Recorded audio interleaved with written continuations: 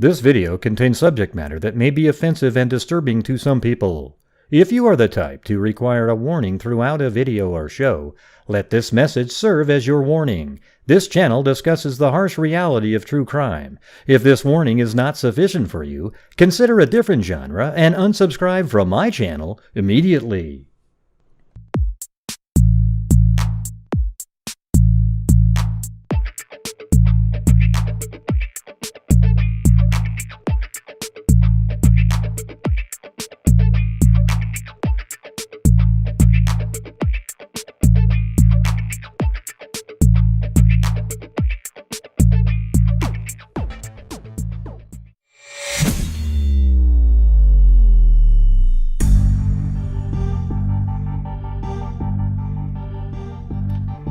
Hey, look at that. I'm trying the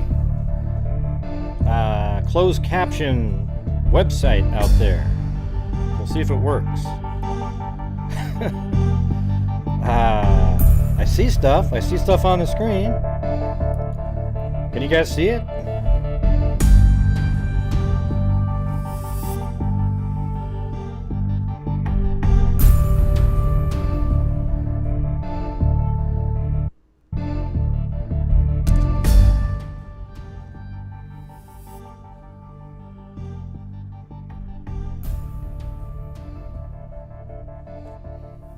Alright, cool. I think the spacing's too much though. And one thing, if I say my name, watch. Hello, this is Grant Hughes. Does it work? Greg Hughes. It puts Greg in there, everybody. Wow. I think that's actually funny as hell, man. I mean, can you believe that it literally puts Greg Hughes in there? Like the joke that we have all the time. My name isn't Greg, okay? And there it is. God. Yeah, I guess YouTube has a version of this too. The only problem with that is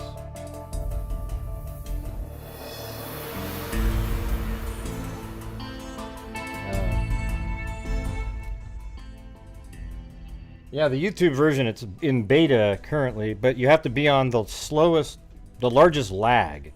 Like you're on like a minute behind. So I don't know if I want to do that one. That's crazy over here. There's like 10 lines on the screen that I'm looking at.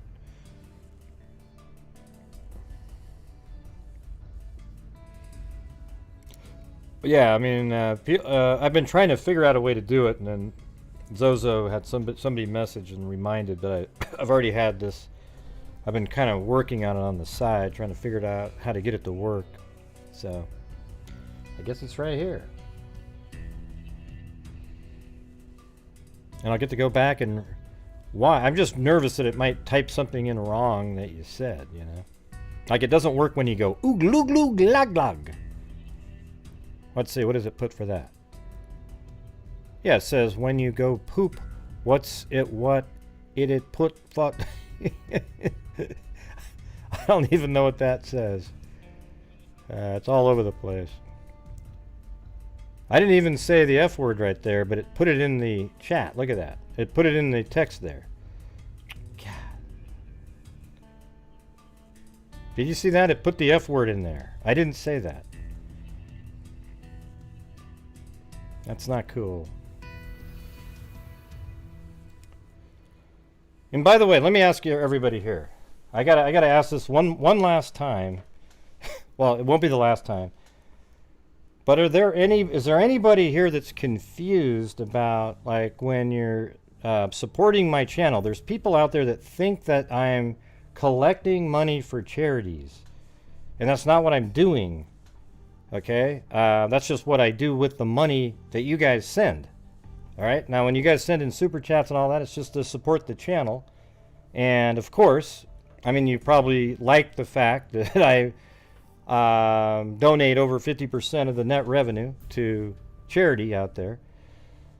And that's cool, but I mean, it's weird how there's people out there that try to sell. You can see them typing these things in on Reddit, on YouTube channels, where they think I'm tricking people into raising funds for charity, but then keeping part of it. And it has nothing to do with that. Okay? I literally could keep every bit of it, but I don't want to do that. And it wouldn't be, you know, obviously it's not as fun at that point for anybody. It's just sort of a, you know, I don't really understand, you know, the channels out there that do keep every nickel, what they're doing, you know, what's good about that. All they're doing is supporting them to keep doing their show. In my case, you guys are supporting me to do the show 7 days a week, 4 hours a day. And then I also donate a lot of it. I mean, we're at 54,000 this year.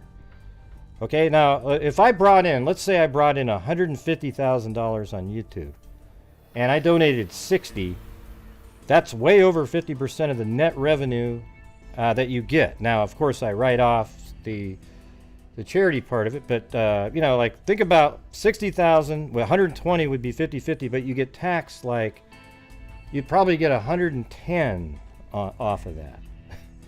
That's what I'm trying to say. It's like people don't seem to get.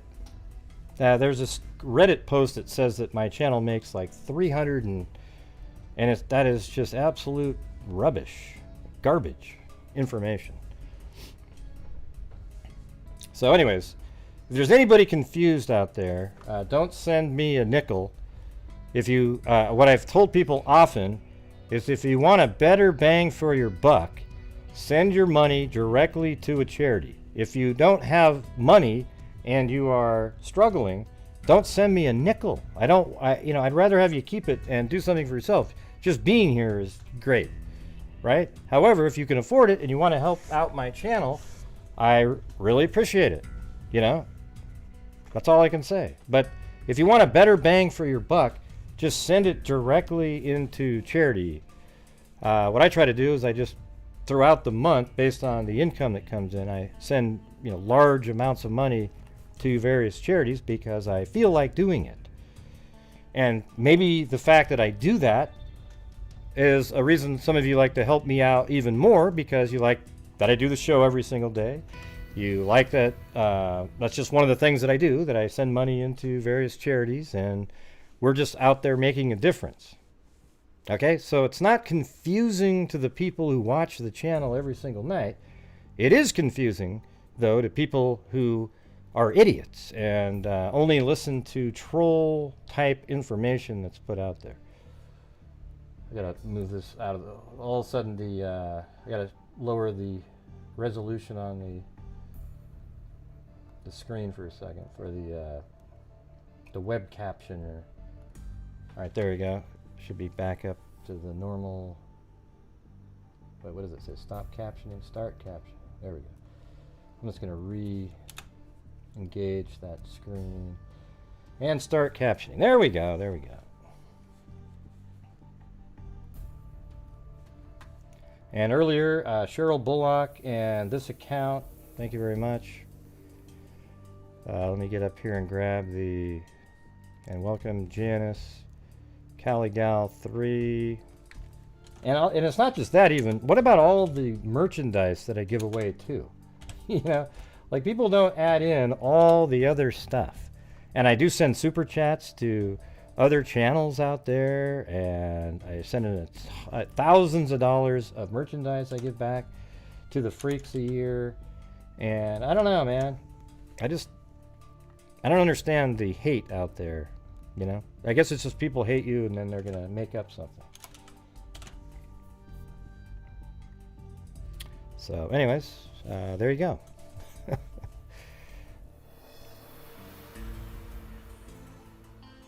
I don't know what that means, Cindy. What little twin boy? Yeah, wasn't following that one. It'd be better if you just typed in a full sentence so that everybody knew what you were talking about. I knew what you were talking about, Cindy. I was well, okay, but nobody else does. Okay. They hate you because you're good. Yeah. Well, thank you. You know what I'm thinking of doing, though, you guys? I'm gonna make a video. You know the video that we played the other night with the car, well, with the, you know, the, let's see, band field body camera footage. You guys remember that one? Do you guys remember that one? The body cam, and then there was those people that walked by. I was looking at the Scooby-Doo gang, and I see a remarkable similarities. And what I'm thinking of doing is doing an overlay just as they're walking by, and I'm going to be able to prove to you that that is actually the Scooby-Doo gang walking by. There's no doubt about it whatsoever. If I just blur it enough, you'll be able to see it. It's going to be absolutely interesting. I'm going to make that as a debunking video. It's going to be freaking amazing. For those of you who didn't see that it was the Scooby-Doo gang that was actually walking by. Now, if we just slow it down, I'm going to do it the way they do it, too. It's going to be great. It's going to be funny. Right, Ruggy, Rubby-roo! I can't even do it. Right. Oh, man, I used to be able to do it. On your map of the area for Delphi case, why did you put Cheyenne account on the bridge? Said alone you have no McCain and... What are you talking about? Singing cat. Why did you put Cheyenne account? What does that even mean, Cheyenne account? Type English, man. Type it in again. I don't even know what the hell you just wrote. Yeah, I always tell the story that McCain, the flannel shirt guy, ran into Derek right there. There's really no reason to put him in there.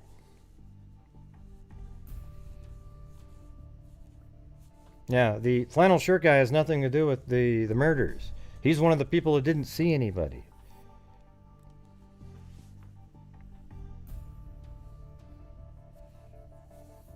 Yeah.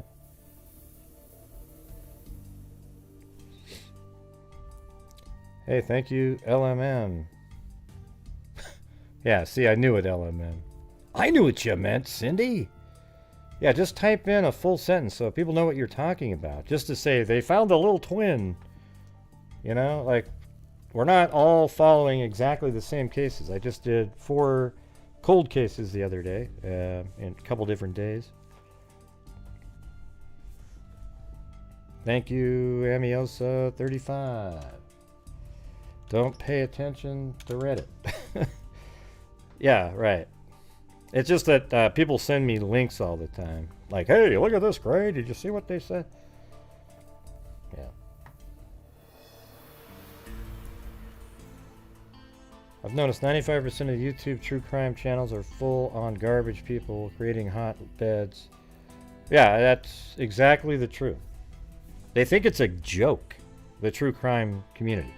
I don't know if you guys saw the video that I made earlier, but, I mean, when you listen to it, it's pretty reasonable, just sort of a thought-out video of what's going on. There's nothing sensationalistic about it. It's just, you know, that's how it should be. You know, you can have little theories and thoughts, you know, but when you start putting in, ooh, look at this. This car looks nothing like this other car, but if I put an overlay over the top and blur it just enough, it'll look like the same reason that Newt Gingrich looks like the bridge guy if you just blur it a little bit. Yeah, it's just garbage, all right? And for a national news show to put something like that on the air just shows you the depravity and the direction that they're going. Yeah. Well, thanks, Lanky Tor.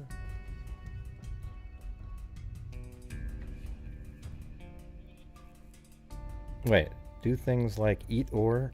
I said thank you, Lanky Tor, not do things like eat ore. Lanky Tor. I guess that's not really a word, so it's hard for it to figure out. Now you're Lanky Tour. Did you see that? Yeah, I know. Isn't that crazy, Hamilton? And the guy's like, wow, big news, everybody. Yeah, that's good for you that you tricked a subpar national person to put a sucker on the air putting out absolute trash. Okay? Yeah. So anyways, hopefully you guys saw the video that I put out earlier. I thought it was pretty good.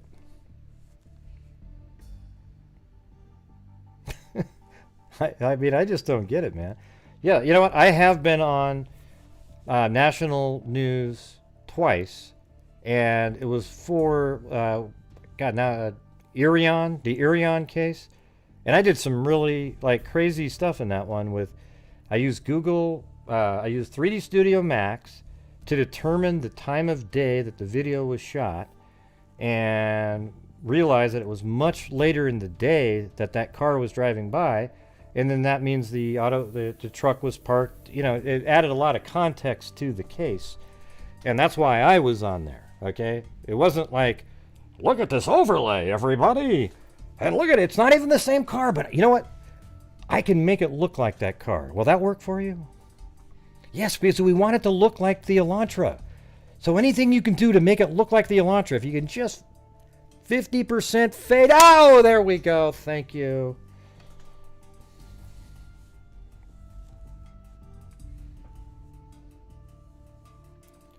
I did see the video that you did earlier, and well done. Yeah. Well, thank you.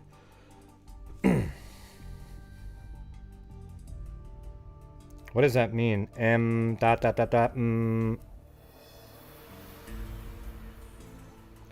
Yeah, these captions are bad. They're bad. They're better than the YouTube one, though.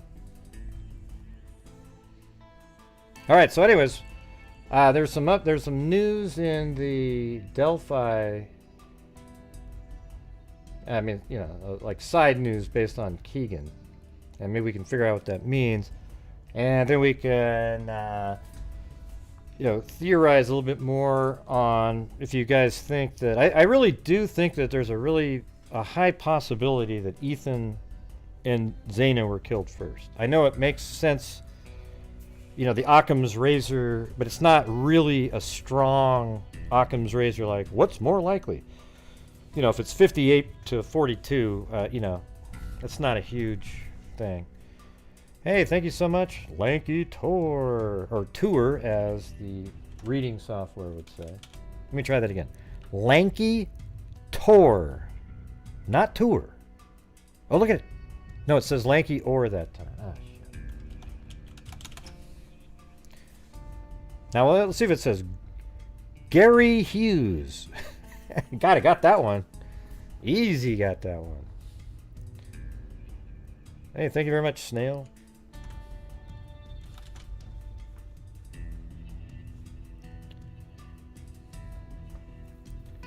I have to get the, shoot.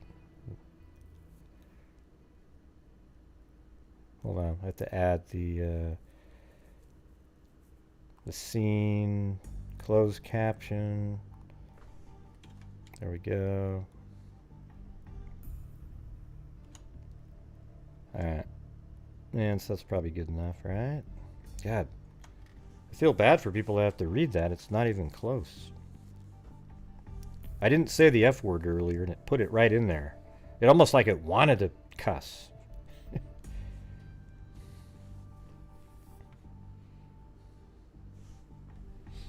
Hey, thank you so much, Robert's Girl. Didn't it seem like that a little bit?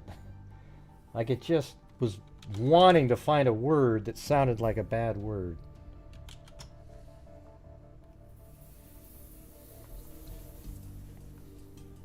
I mean, imagine if Ducking Felonies was here. Wow, it said it. Ducking, though. No. Yeah.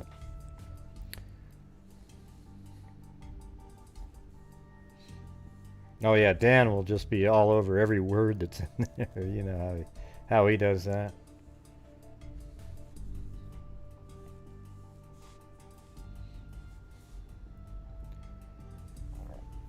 Hope see you at CrimeCon Orlando, and case I like to try cover Bitme Phillips case out of Tulsa. And I mean, if every time you guys think of a case, make sure to look it up to see if I've done it. Because if let's just see. Florida, though, is tough. They don't have very good newspapers.com. What'd you call that one? Something Phillips?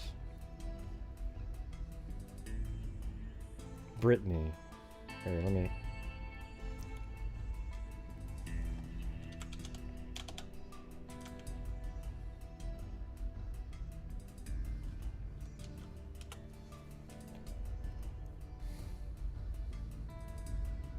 Yeah, I've done Brittany Phillips right here. See? That's what I'm telling you. I did it back in June. Apartment, friend's house, class at campus, right there. See? I have done Brittany Phillips, Singing Cat. So, if you have any new information on that, let me know. But isn't that wild? I mean, I've covered. Well, I know that a lot of you don't realize this because I'll do it. God, I don't know. It takes so much work to unhide everything again. But this entire United States is completely yellow. Even though, see the pins that you see right there? When all of them are turned on, you can't see the ground actually. It's hard. Well, you can see it right here in the Bible Belt.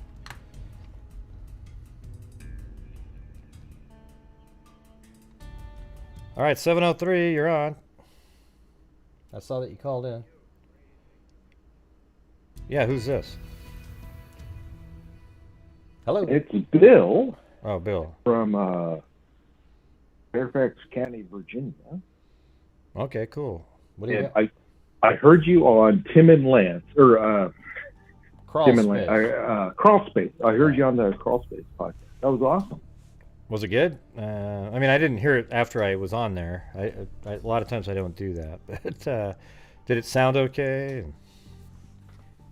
Yeah, no, it was totally great. And I started thinking, like, why isn't Gray on more shows? And then you mentioned Banfield and like some of the crap caller or crap talking head that she had on, and I was like, you have probably like the best 3D rendering and animation of the possible path of the killer. Has Banfield seen that? Do you know? Or when you were on Tim and Lance, I was just listening on Spotify, so I didn't see anything. But did you do? There's a video version. That would be a good thing. Of them, they put. There is a video version. I think they made a video version. We were on Zoom and they recorded the whole thing. So. Okay. But no, they never contact me. And what's weird is I don't know if you remember the Jodi Arias case.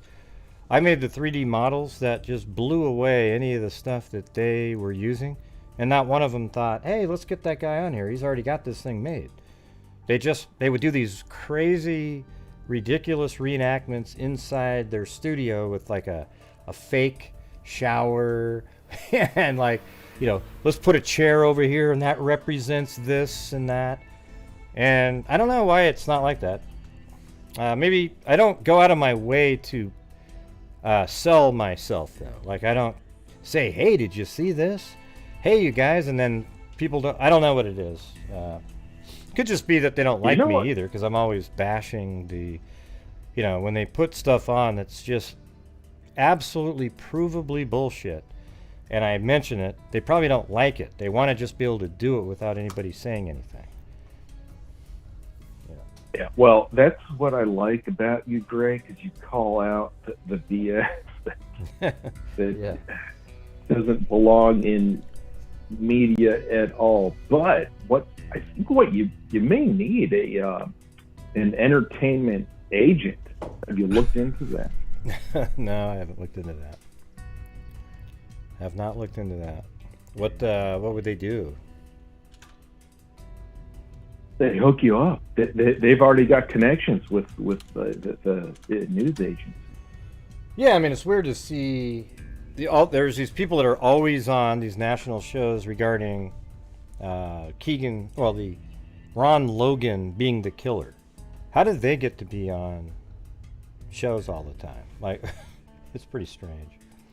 Well, if you look them up, I guarantee you they have some kind of agency representation. Most of the podcasters, they have agents. Well, I guess I don't. It might be something to look into. How do they make money? The agents? Yeah, do you just pay them, or do they get paid based on what you do?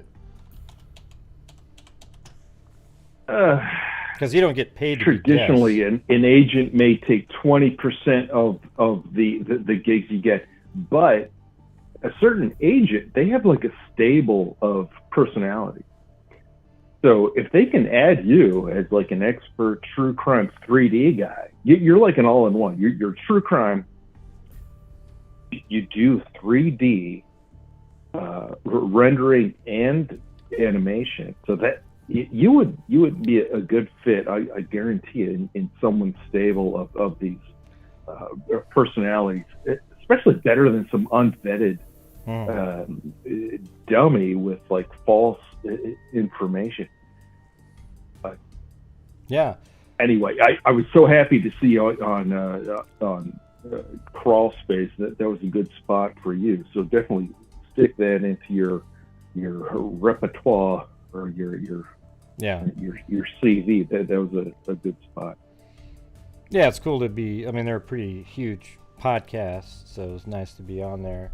It doesn't really ever help my sub count, though. You know, things like that when you're on these podcasts, because that's a whole different medium, and a lot of them don't want to. They don't go, oh, let me go over to the YouTube channel and subscribe. They just go, oh, cool, you know, and that's about it. But if you're on some huge YouTube channel and they mention your name, then all of a sudden you do get a lot of subscribers from that. Yeah, well, they did give you a shout, but like I said, like when I listened to it, it was only Spotify, just audio. I mean, when I'm working during the day, I can't have like full YouTube going, so I'm just listening to the audio. Yeah. But I mean, my buddy Cairo listened to it. He just called. We talked earlier. He just listened to that too. Okay. Yeah. No, that's major. I mean, I love those guys in the true crime space, but it's so cool hearing you on there. Yeah. Do they give you like much of a heads up on like when it's gonna air? Because I think you said you actually recorded like last week. Yeah. Any idea and then I emailed and they said, yeah. Then they said it'd come out on Wednesday, something like that. I'm not sure when it came out. Oh, okay. Today, or was it today or yesterday or what? It was yesterday, Wednesday. Yeah. Oh, yeah, today is. Wait, what's today? I never know what day it is anymore, man. I'm just out of it. Like every day is the same. It's almost Friday. Yeah, because I do shows every single day, right? So every single day is the same to me. It's not like it doesn't feel like there's a day off. I mean, it's not. I'm not stressed out or anything like that, but you know, a lot of times I don't actually know what day it is unless there's a reason that I need to know. I just keep on plugging away. Right. So, anyways. Yeah. Well, thanks. Anyway, I love this show. Thanks a lot. Yeah, appreciate you calling. Thanks. Have a good one. Bye. That was Bill, right? That was pretty nice. I think there was people nervous that it was going to be a troll right off the bat. You know, I get nervous too. I'm never really sure. Let me do this really quick though.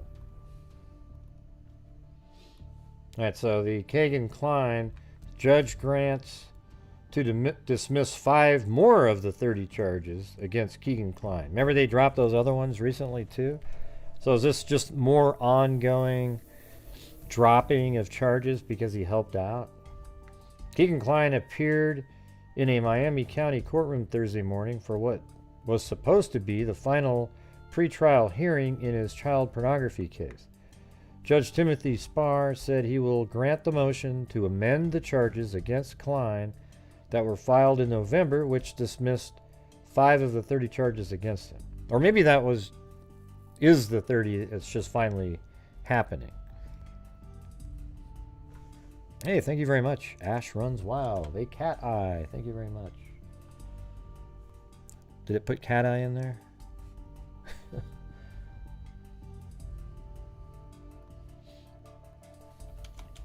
Cat eye.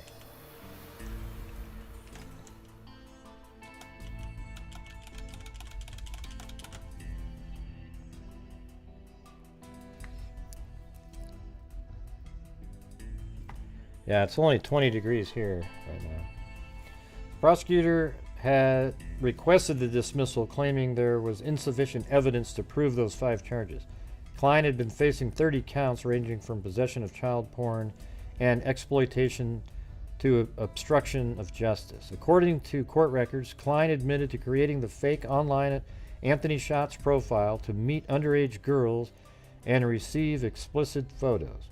Klein has been held at the Miami County Jail for more than 2 years, awaiting a jury trial that was originally set for January 18, 2023.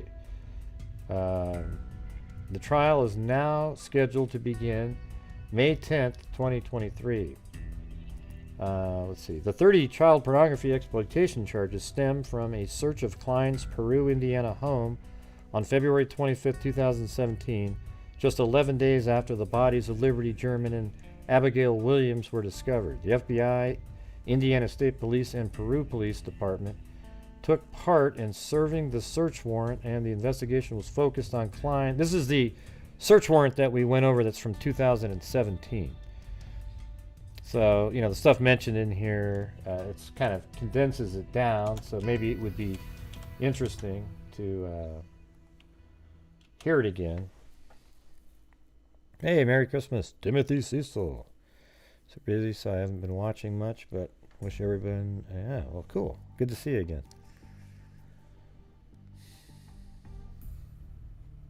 .65 in Long Beach.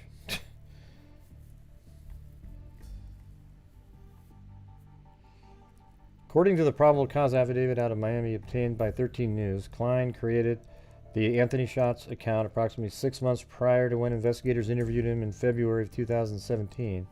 He allegedly said he created the account to contact both girls he knew and girls he did not. Court documents show Klein saying he would talk to the girls, even if they were underage at 16, and that he found them on Instagram and then told him to message him on Snapchat. So he was already trying to hide what he was doing.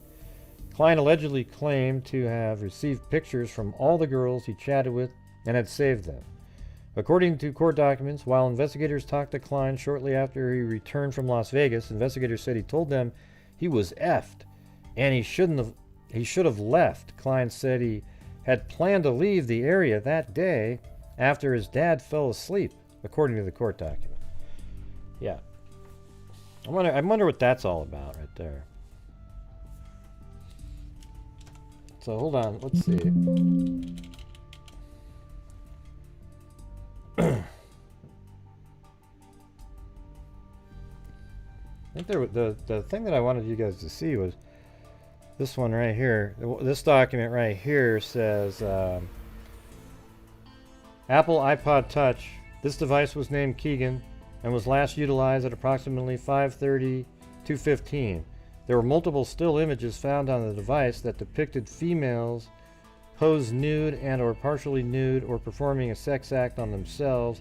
The ages of the females were determined. 4 still images of female teens on the device. Contacted location data embedded into the file. Locations of the images were from Hammond or Royal Center, Indiana.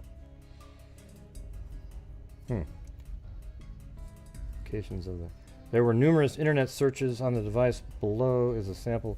Well, there was one of the things that I was looking at. Was it this one? Yeah, here's the one. This is the one I really wanted to read. It says this phone was named Samsung SGH1337 and was last utilized at approximately June 25th, 2015. The forensic analysis showed the device was powered on multiple days after this date, but not utilized on those days. Keegan would have been 22 years old at the time. This device was secured by a swipe pattern and a PIN code. There were numerous usernames and email addresses located on the phone, including, and it blacked it out. There were many chat conversations recovered from the device. Several conversations appear to be with female teen, approximately 12 or 13 years old. The user also used 2 profiles, Keegan Klein and Emily Ann, Keegan's stepsister. So apparently Emily Ann is Keegan's stepsister, but we keep hearing different variations, but this is in an official document here.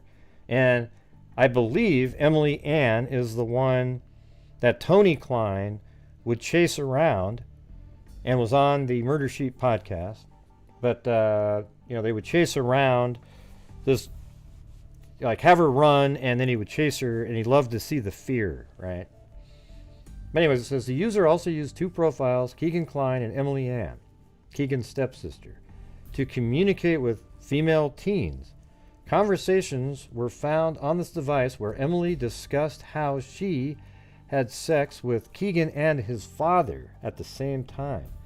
So was that an attempt to groom, these girls into being okay meeting some older guy, which isn't Keegan Klein, and his father had access to the equipment? So that's interesting. All right. Anyways, that's all I had for that. Let me there's calls that came in here, or one. 6 something, 6, I don't know what number this is, 6141 something or other.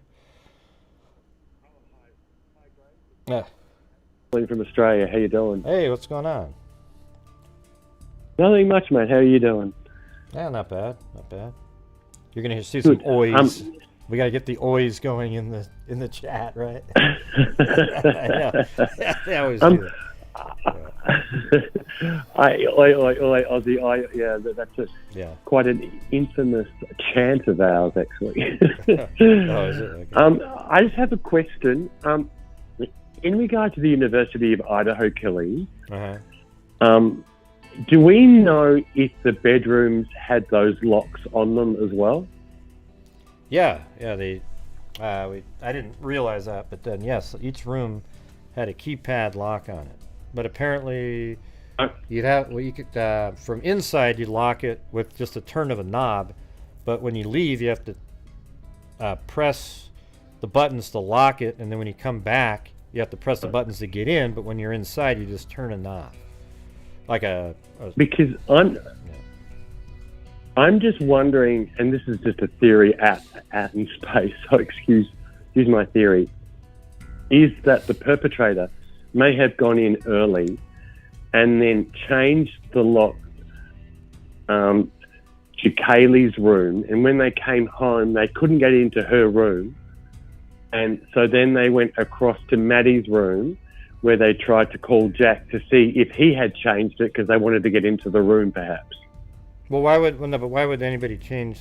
I don't know where are you coming up with anything that? Well,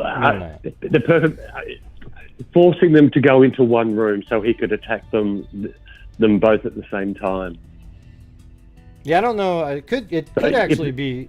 Apparently, there's I don't know. It almost sounds like they weren't sleeping in the same bed, but they were found on top of each other.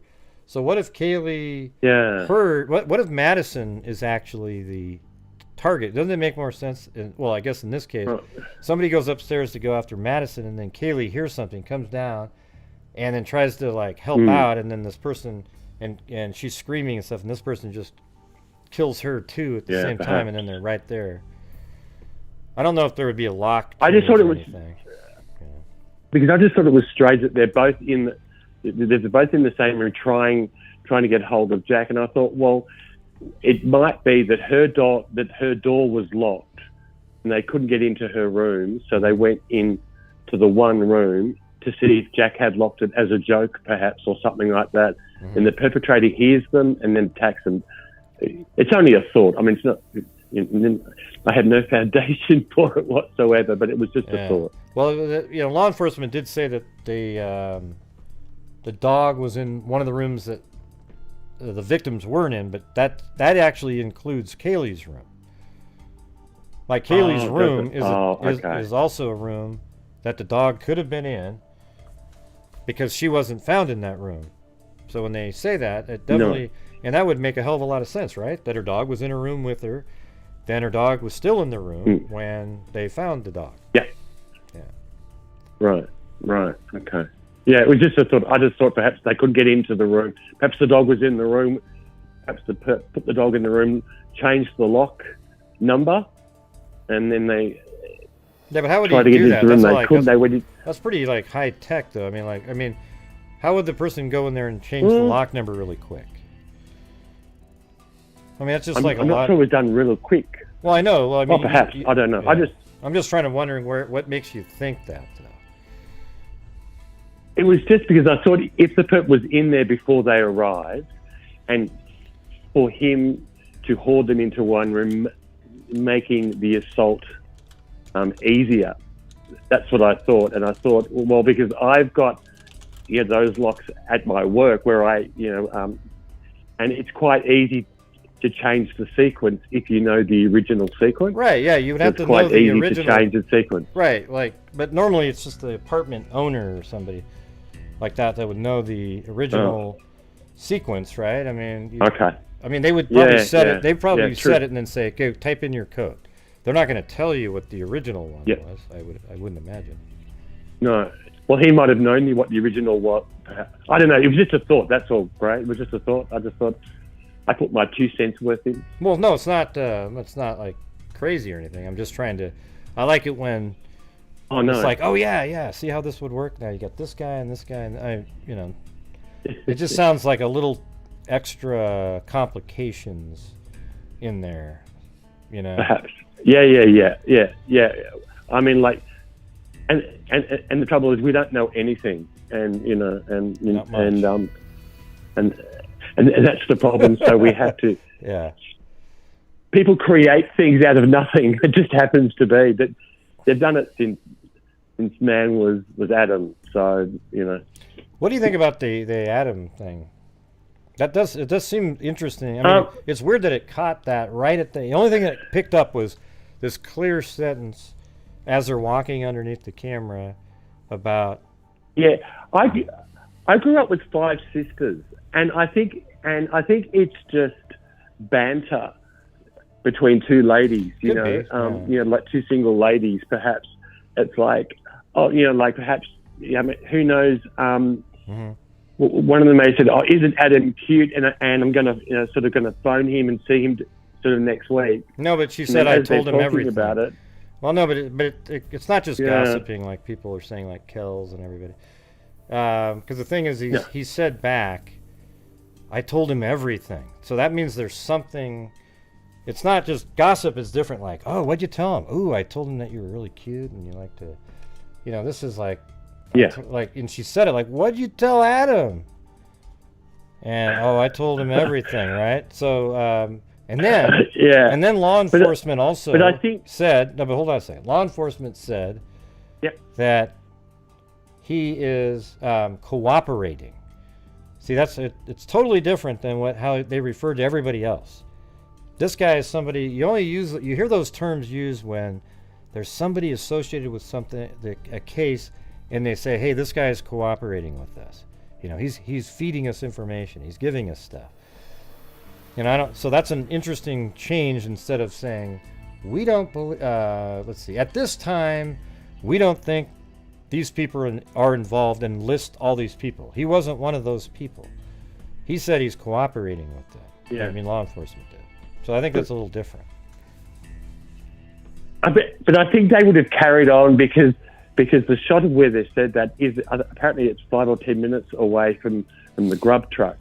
So I think they would still be talking about it when they came to the grub truck. You would think. I mean, we talked about that the other day because it looked like they were having a great time when they got to the grub truck.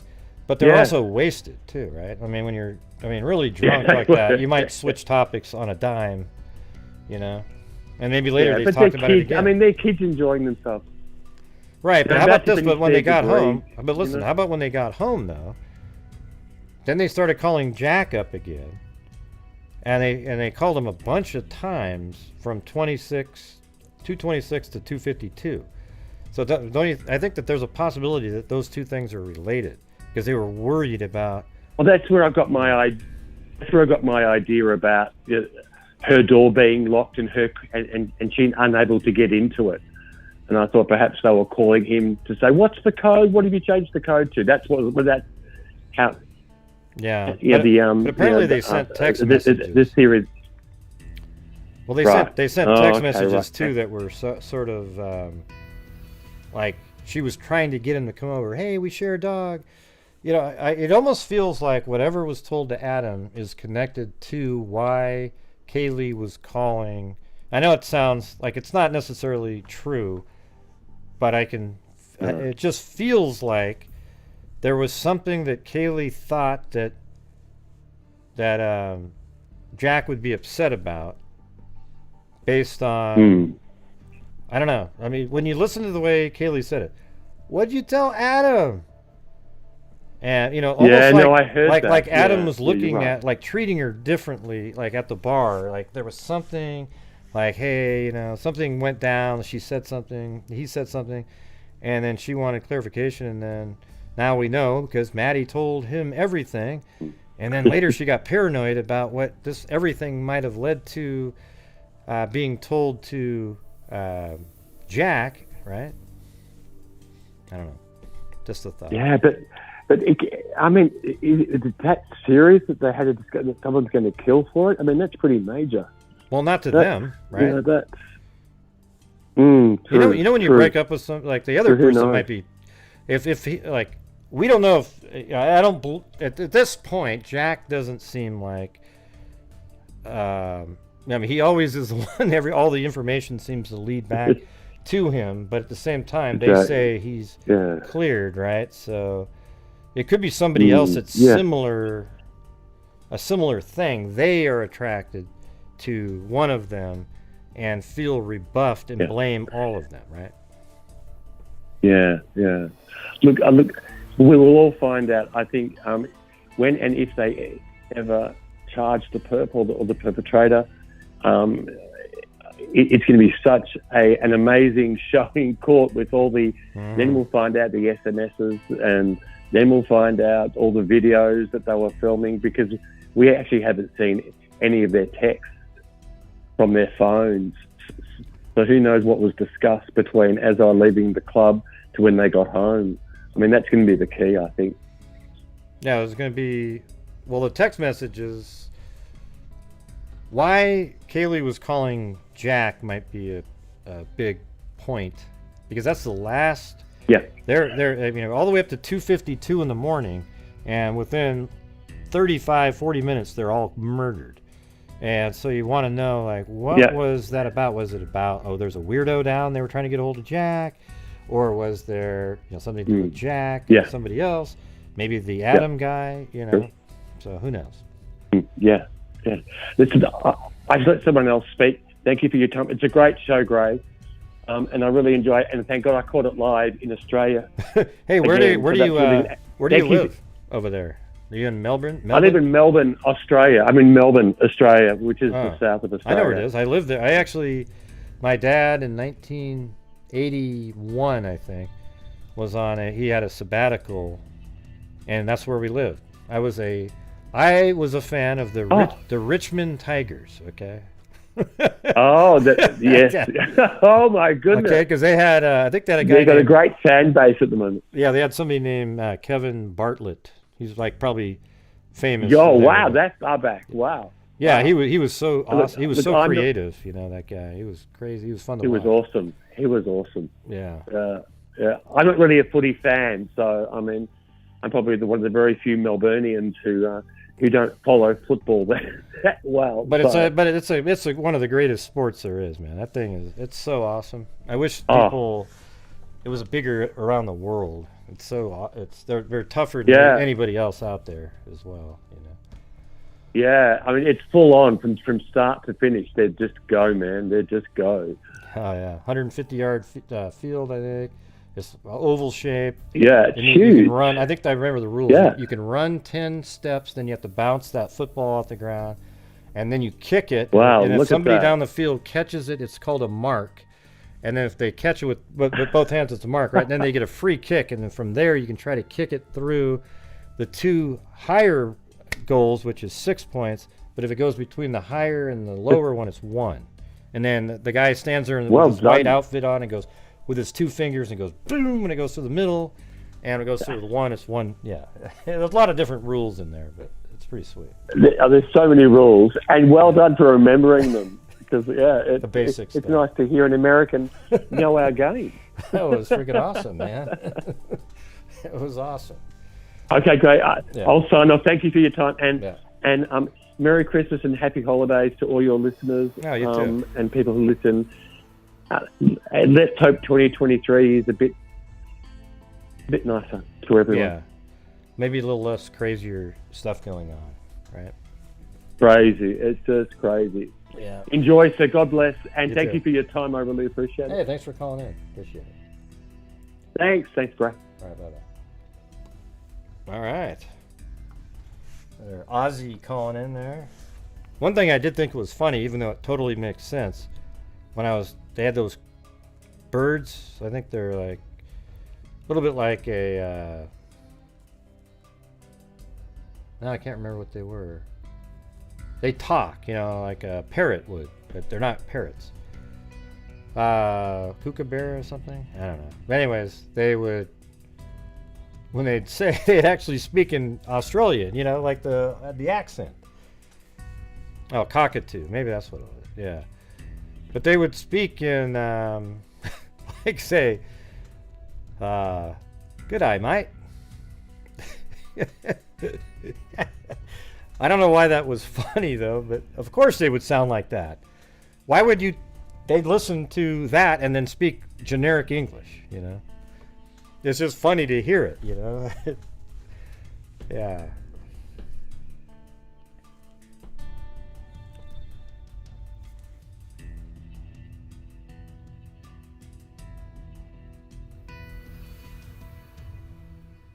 (631) is this isn't the same number, is it? Hello? Hello. Oh, hello. Who's this? Hey, Gray. Hi, this is Lori. What's going on, Lori?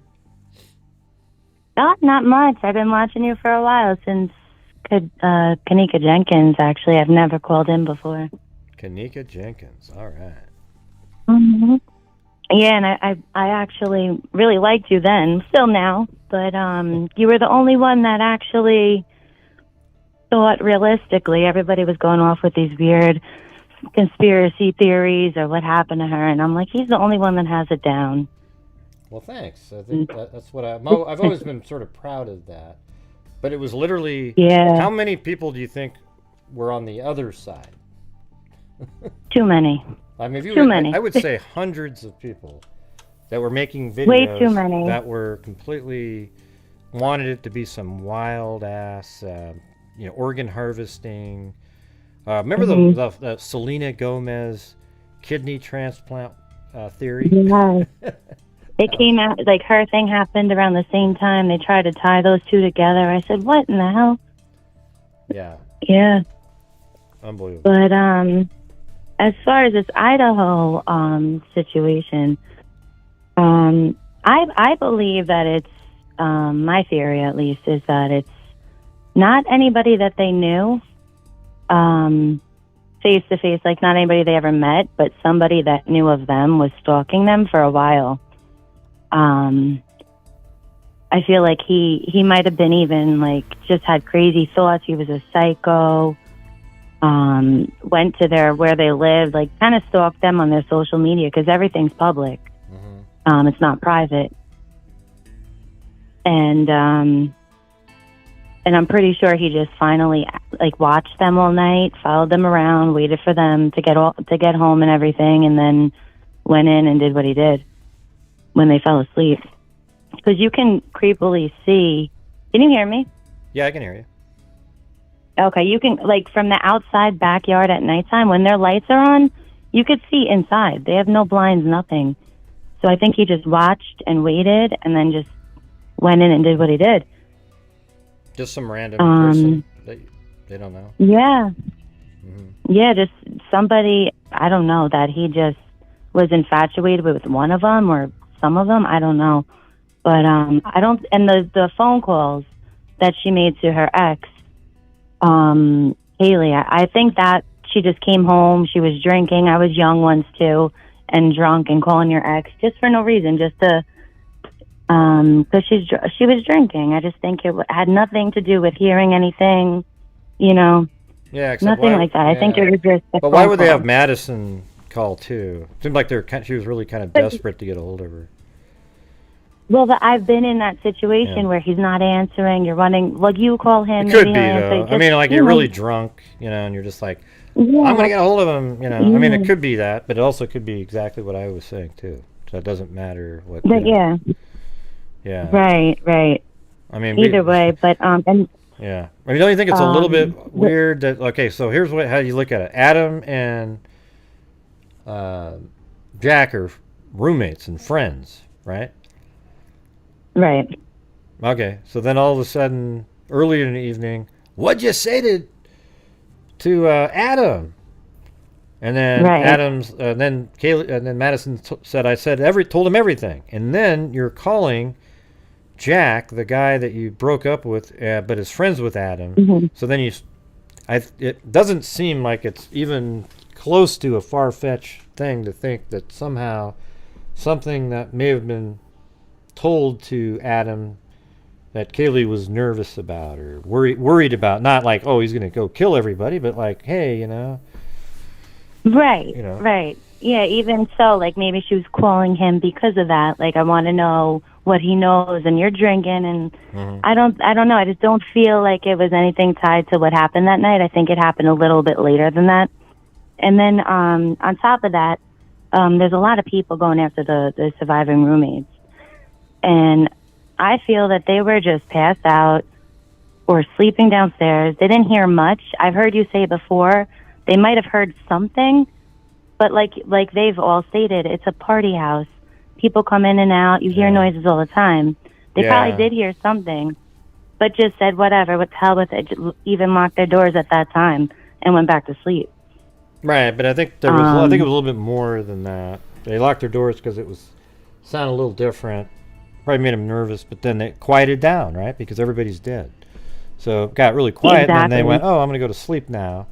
And then when they woke up in the morning, she probably one of them walked up the stairs, I would imagine, and was kind of thinking, man, you know, I wonder what happened. And then goes up the stairs and then sees, probably going to go get something to eat maybe, and then sees some legs, and maybe Ethan's laying there in that hallway there.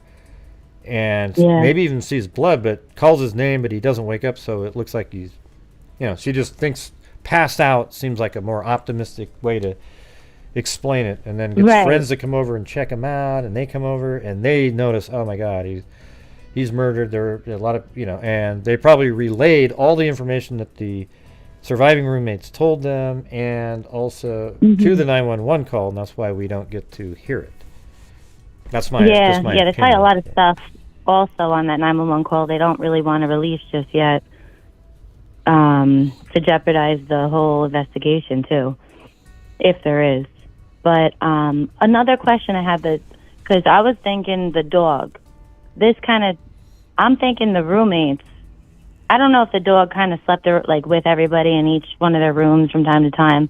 Maybe the roommates, since they were home first, were playing with him and passed out with the dog in their room. But then I heard a caller before, and you mentioned that it was possible that the dog was in Kaylee's room because nobody was in there. And I heard that. I'm like, wow, I didn't think of that. It could be a possibility. So the thing is people, like, as soon as you hear them say, well, the dog was found in a room that one of the people, they get this, immediately pops in their head that the killer knew the dog, so they moved the dog into one of the rooms that nobody was in. That's what pops into everybody's head, but it's just sort of a standard. You could actually just look at it like Madison and Kaylee were found in Madison's room, therefore the dog might have actually been in Kaylee's room, but that wasn't one of the rooms one of the bodies was found in, and that's what they referred to. Yeah, I was thinking, before I heard you say that, I was thinking maybe the roommates had him in the room the whole time, because this way he couldn't get in and out. They were sleeping, whatever the case may be. But, and then I never, in the beginning, I was hesitant about thinking the hoodie guy was involved, just because of that video of him walking off to the left into the dark. I was on that for a while, but honestly, now I feel like they would have already put that together. Like any of the exes or the people on camera, I feel like they would have got them already. It seems like the more time we go by, I mean, it's obvious why somebody like Jack, the ex-boyfriend, was interesting to law enforcement. And why people, you know, including myself, speculated early on. I think I made my video on the 19th or something. It was way back of last month. Yeah. So I made it. I remember that because Yeah, it was interesting. I said, this is kind of funny. I said in the chat that same day when you were telling your theory about the X, I said, no, that's wrong, Gray. And then you called me an idiot on live. And I'm like, oh my God, this is like, what are you talking about? We were like bonding. I felt like we were closer. I'm well, like, but you wouldn't know that though, would you? That was true or not, right? Because at the time, no. Huh? Yeah, because no. Are you joking or what are you doing? I mean, yeah, I'm totally joking. Oh God, jeez. I don't remember saying that at all. As a matter of fact, that was just a 20-minute video. I think it was a live stream, but I didn't take chat or communicate with anybody. No, it wasn't from that video. But you were talking about it in a live, like a couple of days later about your theory. You brought it up a little and mentioned Jack, and I'm like, no, that's wrong. And you're like, oh, these idiots. And then I felt like we had a special bond after that moment. I'm like, he just dissed me. I feel closer to Gray now. It was there you funny. Go. There you go. Yeah. Well, the thing is at the time, he actually checks every single box that you could possibly imagine. So people that would say, oh, that doesn't make any sense, are just full of shit. I mean, honest to God. So the truth is they looked into him. Remember how Steve Gonzalez and the mom said, we don't know why they're looking into him, talking about law enforcement, because he didn't have anything to do with it. We love this guy, right? So the thing is law enforcement was looking into him, and they took their sweet time in finally putting him down as, at this time, we don't consider him involved in the case, all right? So when people would go, no, Gray, that's just them wanting to be contradictory with no information whatsoever to back up what they're saying. You know, right. But over time, I can look at it and go, well, you know, they don't seem to be making an arrest, and yeah, I just feel like if it was one of him or the hoodie guy, I feel like we already would have. Like they tell the family some things kind of before they tell the public, or they know things before they tell us. Obviously, not to jeopardize the whole investigation, but I feel like we would have heard by now if it was somebody close like that. Yeah. I just feel like it would have an arrest would have been made already. I just feel like they don't. Yeah, now it's easy to say that. Yeah, it's always the hindsight part's easy. But I didn't remember. I never spoke to you directly. It was just the overall people. No. So, but a minute ago, you just tried to make it sound like that. But I found it funny. You almost sounded like a troll when you were saying that, because it didn't come off well. Yeah, a little bit. Chat. So I kind of deserved it, but I get your sense of humor, so I didn't care. No, I mean, just tonight is what I'm saying. It came off like almost a troll sound, because it just was out of nowhere. Had nothing to do with anything that we were talking about. Yeah. And I have a question. I don't know if or do you think that they are with the white car? They have the screenshot of it on the camera at the gas station. Can't they? I don't know what's really around. I have to watch more of your videos because you do in-depth things of the maps. But can't they just trace where that car is going after the gas station with other cameras in that area from stores or houses, and follow it? Yeah, I guess so. Anyways, I'm gonna move on to something else. I'm just not really, not fun talking to you. All right, what else do we got here? 818. Hey, how's it going, Gray? This is Mike from LA. Hey, what's going on, Mike from LA? Nothing much. I just wanted to say I love the show. I just started recently getting into true crime on YouTube with these cases.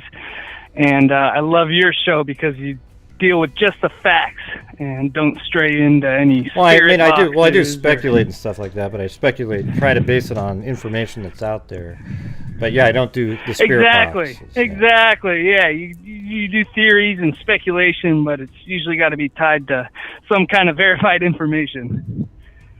But I just wanted to call to discuss something that's been bugging me about this case that I don't think enough people are talking about, and it's something that just I can't make sense of and doesn't make sense to me, and that's the 911 call. I hope we're not going to go over the. I don't want to spend time talking about the girls saying, "Oh, it looks like he's passed out," and trying to go. We've done that 50,000 times on here. It's total boring. It's just I can counter everything you say with something just as reasonable. And it's just going to be one of those things where we're going back and forth again. Yeah. Yeah, because I'm not saying they have anything to do with it but here's the thing: when people start questioning that, that's what they are doing. That's what they are doing. And what it is like it's just that you're at a point where there isn't enough information. So let's question the things that didn't really make sense. So we're going to go over why the girls said they looked like they were passed out, and why did the friends call 911? And we're going to go over that. But the only reason to go over that is if you're sort of a little bit thinking that the girls have something to do with it. That's the only reason to talk about it. It's not that I think they have something to do with it. I think that it's just a very strange occurrence that can't be really explained with, some kind of reason that sounds, logical or anything.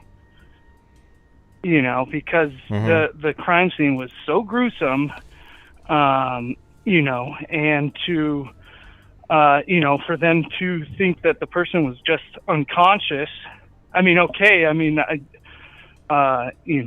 if they were locked in the room or something, or maybe they just saw someone laying there and didn't want to investigate more.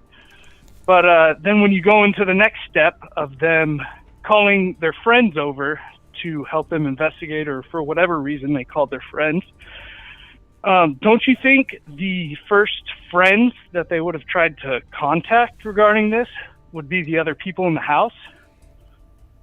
I mean, maybe the other person on that same floor with the unconscious person? How do we know they didn't do all those different things? Maybe they yelled names. Maybe they yelled names. See, we're not going to get to hear exactly how the whole 911 thing went down, likely because the call has information on it that they're using in the investigation, and it's just we're not going to get to know it. So we could spend all day. Yeah. They've already said that nobody at the house during the 911 calls, nor the two roommates, have anything to do with the murders. They don't believe it. So that they don't believe they have anything to do with it. So when you think about it, like wondering about that, how does it get anywhere? Because it is what it is, and it just sort of ends there, and that's just kind of what it is. Yeah, I'm just, and I'm not saying the girls have anything to do with it or something, but I'm just wondering if it ties in somehow, and it's going to make sense later, but it's just been something that's bugging me because, the police put that information out there, and they didn't really do much more to explain that. Yeah, well, the part that for me, they said they came out and said the two roommates, they got home at 1 a.m. They woke up late in the afternoon. Well, of course, there's way more to it. Okay, so they're just not letting us know, and it could be to protect their what they really know. They could actually have seen something or heard something. Maybe they're one of the witnesses that heard the screams at a certain time, and they weren't sure what it was, but they locked their doors. But do you call 911? You're a college student, Maybe there's people just playing around. Yeah, and that's kind of what I was thinking too. Like, they think, something was up that night. And, the first thing they see is maybe some legs sticking out of the doorway when they walk up, and they already have a weird feeling about the night before, and maybe they did try calling the other roommates instead of wandering through the house. They tried calling everyone. None of their roommates in the house answered, and then it could also be right when you see the one on the ground, you probably have this instinct that something much worse has happened. Then you try to get other people to come over to come check on the other roommates. Like it might be scared to. You might be. See, once you start calling the other roommates and they don't answer, once you start calling the other roommates and they don't answer, it starts finalizing things. People try to avoid a finalization moment. It's like when you report your kid to a missing person to the police, that means now you've finally realized and are accepting something much more awful's happened. But people try to avoid that moment, you know. Yeah, and that's what I was thinking of. Maybe that's why they called it in as an unconscious person, you know. Maybe they did see someone unconscious there in a giant pool of blood, but, you know, they didn't want to accept the fact or think that, you know, they could be dead, and that, you know, maybe they just hit their head and passed out or something, and, you know, they didn't want to accept the, you know, the reality of the situation. Mm-hmm. Yeah, I mean, but, I guess... to me, it's just been bugging me, and it's just one of these things that, you know, I'm not saying it's, you know, they're guilty or they're tied into the murders or something, but it's just this strange thing, you know, that just doesn't make sense to me, and I can't wrap my head around from the information. Yeah, well, I mean, I think your instinct might be correct. And I can't understand why the police your instinct wouldn't... might be correct, because what you're saying is the 911 call doesn't make a lot of sense, da-da-da-da-da. And that's because they're not giving us what's on the night, what happened there for a reason. So while it doesn't make sense to you, it makes sense to them. That's why they've cleared everybody, right?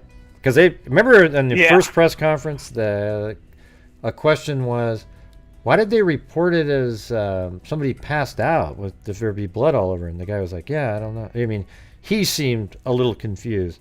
But obviously after that, you know, they probably kept asking questions and getting the whole thing dialed in to what happened, and it all made sense to them later. And I think there's a lot more to the roommates. You've got 4 people murdered in a home throughout a night in a small house. It's only 2,000 something square feet. It's small, but kind of convoluted. One of the roommates the survivors lives right below Zaina and Ethan's room, and I guarantee she heard something. The roommate on the left-hand side of the lower first floor might not have heard as much because they're below the living room, which is not even below Maddie's room. It's below Maddie's room, but not physically, structure-wise below it. It's on the second floor. Maddie's on the third, but that's 2A, they call it. And then 2B is also the second floor. That has the kitchen and that other bedroom. And then above that is Maddie's room. But it's not above, physically, structure-wise, the first floor bedroom on the left. I don't know if that made any sense. And wasn't it confirmed that, one of these news outlets talked to a former tenant of the house who lived downstairs or on the first floor, and they verified that they hardly ever heard anything going on upstairs. Very rarely, maybe, I think they said maybe if the TV's on super loud or something, but that rarely did they ever hear anything going on upstairs, and that may explain why, you know, they didn't hear anything. Do you know if that was confirmed or not, or if that was just some kind of, if that was given by a spirit box, or? I'm trying to, somebody just randomly sent me, what do you mean, spirit box for what part? I missed that last part. Oh, no, I was asking if we know that it's confirmed about the former tenant who used to live at the house downstairs, and said he rarely ever heard anything going on upstairs at all. Yeah, I don't know if that's true or not. But it could be. I mean, it makes, you know, I guess we'd have to live there to know. It is thick below each of the main floors, though. I've noticed after reviewing this that the floor, it almost looks like there's 2 feet of concrete or something below, like the floor isn't right below the next floor. It's built up much higher. I noticed where the floor is on the sliding glass doors. If you look at I've got it on the screen. It's about like this. So see how there's this huge, that's the floor, and then the ceiling's right here. There's this big space between it. Very thick, probably like a foot or so. Seems like it's thicker than like a normal ceiling feels like, but I don't know. Might just be me. I'm not an expert on architecture or anything like that. I can just make it. I can make it look like what it's supposed to look like. Yeah. Well, anyways, that was all I had. I just feel like that 911 call is gonna, hopefully, gonna play some role in this story and what happened. And I just find it odd that the police wouldn't provide maybe a little more context as to why it was reported that way and what went on with that. And I just find it strange that more people aren't questioning it, and not necessarily because the roommates has something to do with it, but it's just this strange occurrence that has gone unanswered. But like you said, maybe there is a lot of details in that call that were tied, directly to the case. And I would bet money that they don't want out. I would bet money that, the way I picture it is the girls saw something, or they saw something in the morning, they heard things at night. They probably told the friends that came over that exact information, but they were just absolutely terrified at the moment of what they'd seen, because those are their best friends. And then these other people called 911 for them and relayed the information that those two surviving roommates told them, and that's all crucial information to the case. And they're not going to, and then obviously they've interviewed the two girls, and they got really detailed stuff from them, and they're those are the ones you really want to talk to, not the four people that came over to, or whoever it was. I don't know if it was 4 or 5, 10 that came over to do the 911 calls. They're not really relevant, other than they showed up and look, so. Yeah, and who knows? Maybe they were calling, their roommates at the time. They were hearing things, that night, and no one was responding. And then when they walk upstairs and see some legs sticking out of a doorway, or someone passed out, maybe with some blood, around or something, then then that's when they call someone else, because they've already tried calling everyone else in the house. All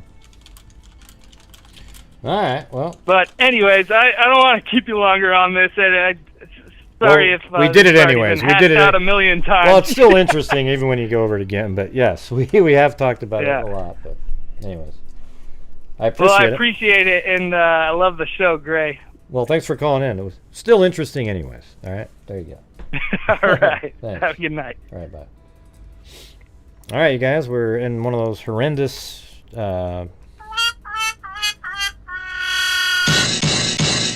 so if you guys would like to help out the channel, that allows me, so when I say this, I do 4-hour shows every single day, 3 to 4 hours, and when I say I couldn't afford to do that, yes, of course I could afford to do the shows for free every single night, but it wouldn't be anywhere, I just, why would I do that?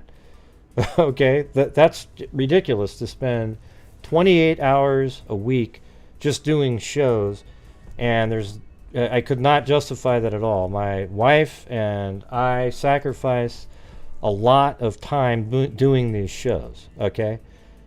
Really, like, when she comes home from work, I don't really get to spend a lot of time with her, because I'm already doing my show, and then, by the time I'm done with the show, she's in bed going to sleep, and, sometimes I get to see her for 5 or 10 minutes or something, So it's not like we don't sacrifice for it. Now, I could do the 2 shows a week or whatever, but I don't know. I think there's people that like the shows. Hey, thanks, Tamara. And there was a person up above that said, Gray, the reason you're not on national shows is because you're rude to everybody and you call them idiots. Well, I call idiots idiots, okay? And I'm always going to do that.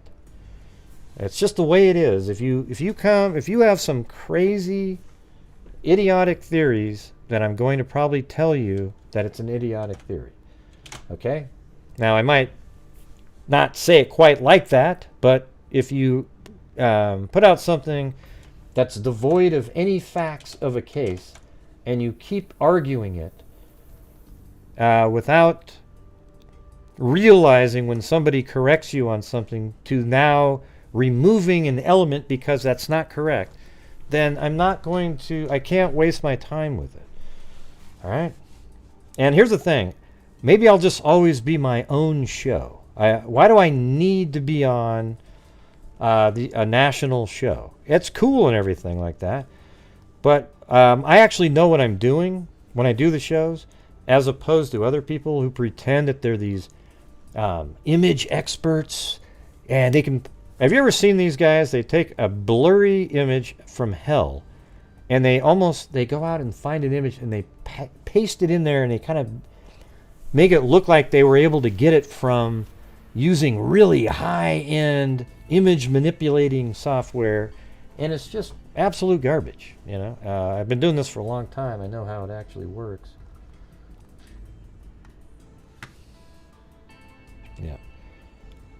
Thank you, Kathy Bartlett, Robert Richburg. And there was also SSP 134 Georgia. That must have quite a meaning there. And Tamara, not today, but Tamara. Steve Stubbs. Thank you. And all right, KK. I mean, me and KK have battled a few times, but she's cool. Especially during the Debbie Collier case. But who wasn't battling in that one?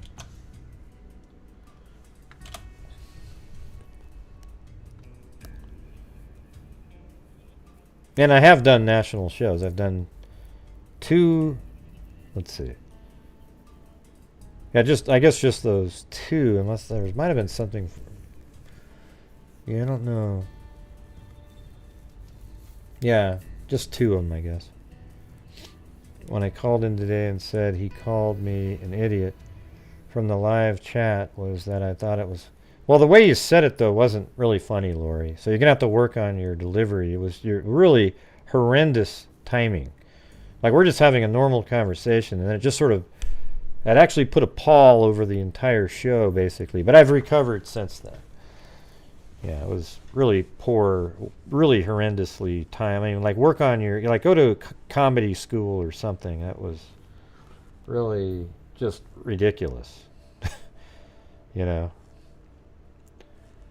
And I never called you one specifically, that which you said, which was a lie. You know, I literally probably just said out loud, man, people who say that he can't be involved are just dumb. Because to say that he can't be involved is dumb, even if he's not involved, because you don't know the person, and you don't know anything about him, and all the information is, he is the ex-boyfriend of Kaylee. If you were just to write down all the points without knowing anything about the case, he would fit that one perfectly. It is literally exactly what you look for. That's why he was so interesting to people, news outlets, the police, and everything. But I'm somebody, once law enforcement says, you know, although Debbie Collier made me think differently a little bit about that. I don't know if many of you were following the channel during Debbie Collier, but that was the case, lady in Georgia who was found, you know, with burnt, and, you know, it's kind of a complicated story. And I thought it looked like a suicide the entire time. It always looked like a suicide to me. But then I spoke to the, is this thing still working? This, yeah, it looks like it's supposed to be. Then I spoke to the detective on the case, and he told me that an item was missing from the scene that was used in how she died. So I went, oh my God, everybody, it's now 100% a murder, da-da-da-da. And then we'd go over the case every day or so for a while, and I would always end up going, man, this seems like a suicide. Look at how this all played out. You know, she bought all the items she was found with, da-da-da-da-da-da. And then eventually it turns out that the item was found at the crime scene later. They went back 2 weeks later and found it there. And so then there are cases out there where law enforcement will say something and they got it wrong. So you never know But it's always better, once they've cleared somebody, to then move on to look at other people at that point. Yeah, remember that in the back of the van, even though you couldn't. Hey, thanks. Pharmasaurus Rex. I know what it is. Pharmasaurus Rex. There you go. I finally figured it out. Even though it's kind of a play on RX and pharmacy and that kind of thing. I just figured it out, man. I'm a genius. Hey, by the way, you guys want to look at what the chat, let's just play the ending rap, since a lot of people have never heard it. Look at what watch the closed caption on this thing. It's not even close. Watch how hilarious this is. Here we go. This is just for fun. All right. Yeah, I've been doing this true crime thing for quite a while now. Oh, wait, that doesn't work. Hold on. And during this whole time, I have not seen one person. Here, I got to put it back on there. Hold on a second. That is. Let me move over to that. I can't. I'm gonna have to take. It might take a second to do this. But Yeah, I've been doing this true crime thing Scene. for quite a while now. add. And during this whole time, closed I have caption. not seen one person. There we go. That is a crime dissector, plug rejector, Marriott certified as- human what? lie detector. Marriott? Gonna get ya on a stretcher if you try and play me like an old projector.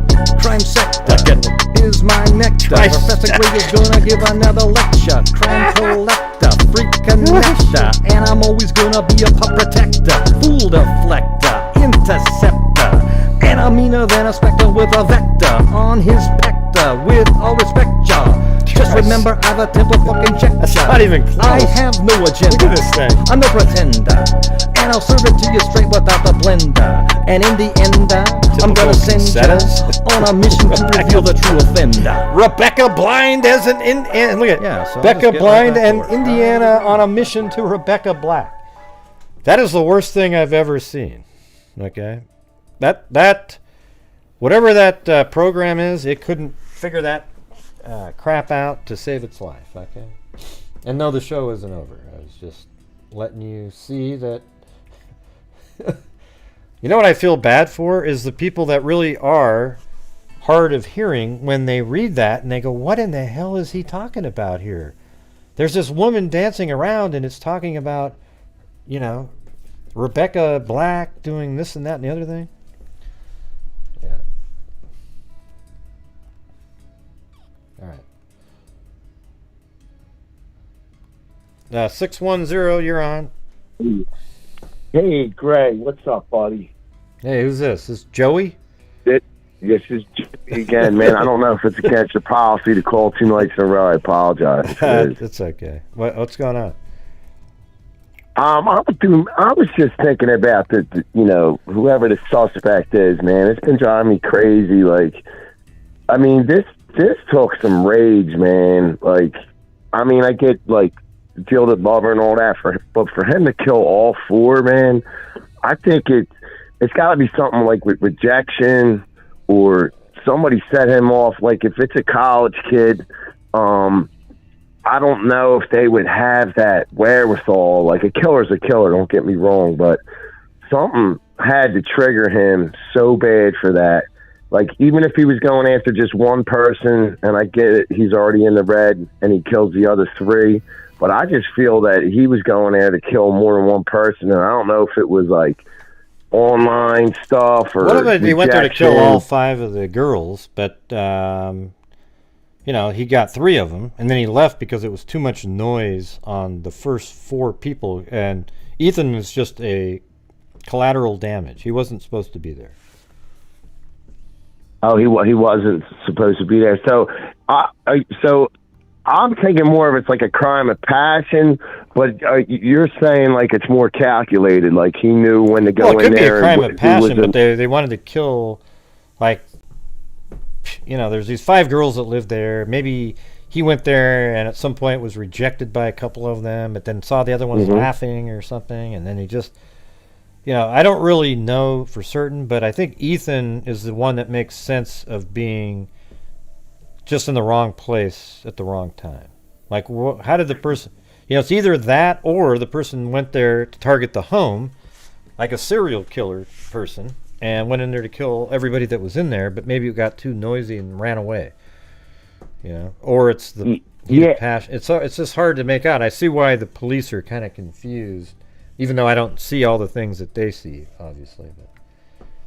Yeah, and you know, I guess just the logical constraint that, you know, I guess for lack of a better, normal people have, like, yo, you're just going to go in a house and kill people. Serial killers don't have that, obviously, but you don't really see this kind of crime in this day and age like this. And the knife, dude, like, that's personal, man. That is, like, you know, it would be even, like, you know, easier for, like, you know, with a gun or something, like, just to go in there and it's less personal. But that's effort. That's anger, man. That's, like, real. That's like OJ Nicole stuff there, man. That's like hate. I just think it's personal. Like, I just can't shake it. Like, I think I think most people, that's what I think, that it's something personal, but you can't close the door because they say it could be the house. And now here's the thing is, sometimes it looks personal, but it's actually not personal like they knew the person. I mean, serial killers kill people in a way that has the appearance of being personal, right? Strangulation, a lot of times. That's very personal. Using knives. You know, serial killers don't seem that interested in guns often. So, it's, you know, it looks personal when serial killers kill people. No, I agree with you there, but it's usually one-on-one, like, you know what I mean? Like, I just, oh, man. But then you got the, you know, like, everybody throws out the Bundy. He goes into the sorority. He's a serial killer. Yeah, that's true. And he killed people, you know, so that makes people think that, I mean, serial killers, I mean, I think Radar killed multiple people many times in homes. Yeah. And like, I get it, the super strength and all, like, you know, they say he's strong and all, but, you know, you could get it a relatively normal 25-year-old guy or whatever, just with anger, he could do that, man. Like, I just the hate that it would take to have that is just, I don't know. I really think it's, you know. Like, what if he came in on the second floor and he was just going to work his way upstairs? So he goes to the second floor, and he's going to Zaina's room first because Zaina is one of the girls in there that he was going to kill. And but then why would he go to the first floor? I don't know. You know, that's something to just think about. But he goes to Zaina's floor because maybe it's on the second floor as he's coming in. Why not do that? Then maybe he does go to the first floor, but the people on the first floor lock their doors after hearing the commotion that happened in Zaina's area. But maybe Ethan was leaving the room because I guess there's a curfew right around, you know, like, you can't spend the entire night at somebody's house. So maybe he waited there and he kind of woke up at 4:30 and he's heading out and this person's going towards your room. And I mean, that would be really crazy shitty timing, so the odds of that aren't really that great, but it could be something like that. Yeah, I mean, but that's like Ron Goldman, man. Same type thing. He walked up with Nicole's glasses and, you know, talk about shitty time. And another thing was, I'm not clear on, I know, like, you know, the video, what'd you tell Adam and all that, but, like, what is the time span between that and then getting home and supposedly the murders? Because it looked like, I get it, they were drinking all night, but it looked like they were done drinking.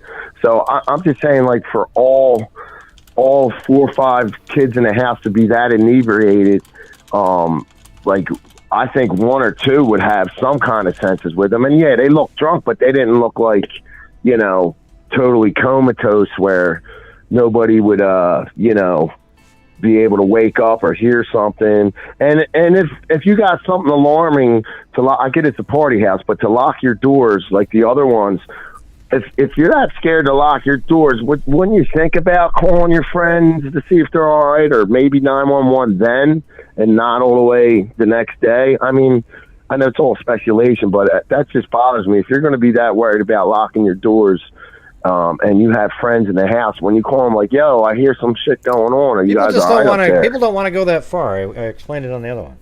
Just kind of picture you and you're in a dorm or a house, and there's somebody yelling and screaming, and you're just like, what the hell is that? You know, I'm just gonna turn off, lock my door. I'm gonna try to get. And then it got quiet, right? So then you just go to sleep. Right. You just kind of go to sleep. You're not really thinking, boy, at 3 in the morning, wouldn't it be great to call 911 right now? It's just it's too much for a college student. Adults, like when you're later in life, you do stuff like that. But I'm just trying to picture. I'm just trying to picture, like, if I was in my fraternity and I heard somebody yelling, would my first thought be to go quickly make a 911 call, or would I just be like, yeah, shit, you know, I don't know, stuff goes on in here. But you might lock your door just in case, you know, you're just like a lot of people partying, moving around. But I could see, you're right, 911's extreme. However, like, I know if it, I would think if it was me and it was something like that, I might shoot like a courtesy text, like, yeah, are you good up there? Mm-hmm. You know, like I heard some people yelling or something, like just to the friend. If she don't answer or whatever, then I might get concerned. I mean, it's all, you know, it's all speculation, but that's just another thing with me, like that. And I don't think I know they were a little tipsy and all, but it seems like that's like a 2-hour span from then. It didn't look like they were kept drinking. They went to the food truck and then just walked home. Like, it looked like they were done drinking for the night. So I just don't think they're all, you know, tranquilized out like that. Like, it seems like everybody's thinking like they're just totally trashed, like borderline alcohol poisoning, and they're just sleeping in bed and can't get up. Like, well, we don't know what they did when they got home. Maybe they had another beer, drink, whatever. But anyway, Madison was really highly intoxicated. I mean, she could barely stand up at the food truck, and that just kind of keeps lingering on people that are, when you're smaller like that. Like an hour later, you're not sobered up or something. I mean, you're likely even more sort of drowsy and drunk, you know. Yeah, and so it was the two girls together, and then Ethan and the other girl. But they all four weren't together the whole night, right? They were never together. They just were at the same. We don't even know. We don't even know if Ethan or Zena saw Kaylee and Madison when they got home. They could have went straight to their room, as far as we know. I mean, that's kind of what normally you do, right? I mean, you got a girlfriend there. You come home. You're probably going to go to their room or whatever. And then Kaylee and Madison came home and probably weren't going to go knock on their door. But we don't know. I mean, it could be. Right. I mean, an original theory was when they got home, there was somebody in the house that maybe created an issue, or that was kind of my theory with the boyfriend, but that they all witnessed somebody. Then that person left. Everybody went to sleep. Because we got to remember, they all went to sleep, apparently. And that means they were all comfortable enough to go to sleep. So they weren't expecting something. And then later in the evening is when there was loud noises, 3-something. And I think that's when the roommates heard that. Even though they were already sleeping before, they heard this really loud noise. You know, maybe there was somebody in the house before. Just don't really know. Pretty crazy, though. The whole case is wild as hell. I mean, it's just... I wish they gave out more information, but we're probably not going to get it. Yeah, big time. And on a side note, too, man, I was watching you, again, I reconnected with you like a year or two ago, and, dude, you had this, like, voice squelcher thing, dude. You were cracking me up, you know, like, somebody was, like, complaining that you were being mean or something, and you turn it on, like, wow, Grace being mean, wow. Dude, that thing is funny as shit. I still do it I do it all the time. That's Mary Lou. That one right there. Okay. That one. That was that character.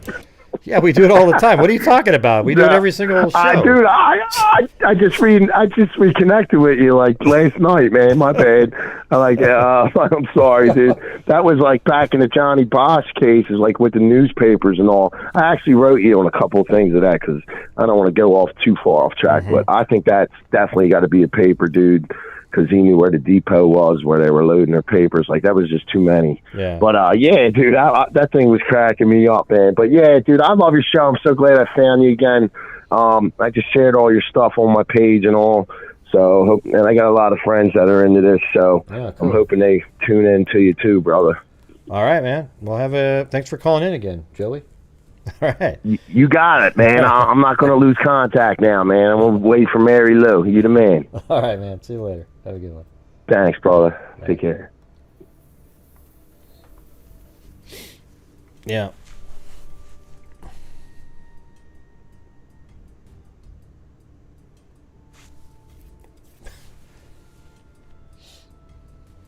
How come there's this 818 still here?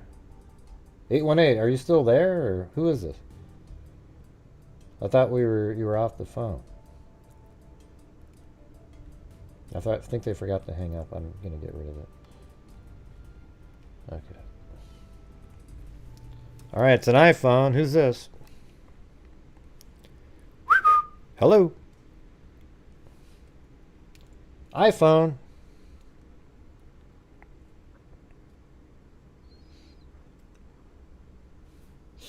Yeah, it's true.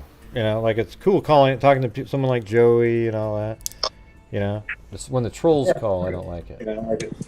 Oh wow. Yeah, who's this?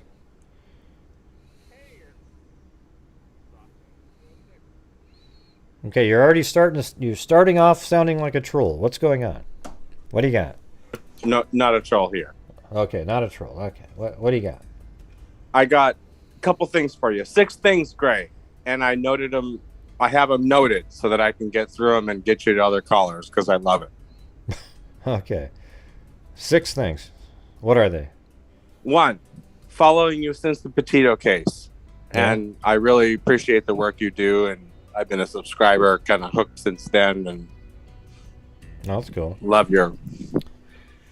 2nd, heard you on Crawl Space because you mentioned that you were on their podcast, so I tuned in last night because I've been listening to them since they started. More Murray. And I just wanted to say, and it's nothing against them really, but I didn't care for the interview. I didn't think they did you justice at all. Maybe your show didn't translate one-to-one to their format. But yeah, because a lot of stuff I do is visual, right? Like, so that it's hard to explain it to people where they would understand. But I guess there's a video version of it out there. But I could tell that you all were looking at a video. I was listening to the audio portion as I always do. I have no interest in looking at those guys. So I'm a big fan of yours, and anyway, I thought the interview could have been a lot better, but I was very interested in listening to the whole thing. well, some people liked it, and some people, I guess there's people that don't like it. But I thought I tried to explain what's going on, you know. Oh yeah. In the case, but. And to that, all you was really good, and that's why I listened. But I think that the questions sort of were left a lot to be desired. Yeah, well, I mean, some of them were just sort of more of like philosophy of why I make videos or something. But you know, I like to get into the case, and but I mean, they're really cool guys. I mean, and I think they're really good at interviewing. I think it's just sort of, since I'm a visual presenter, maybe something gets lost in the translation or something. But, Totally. yeah.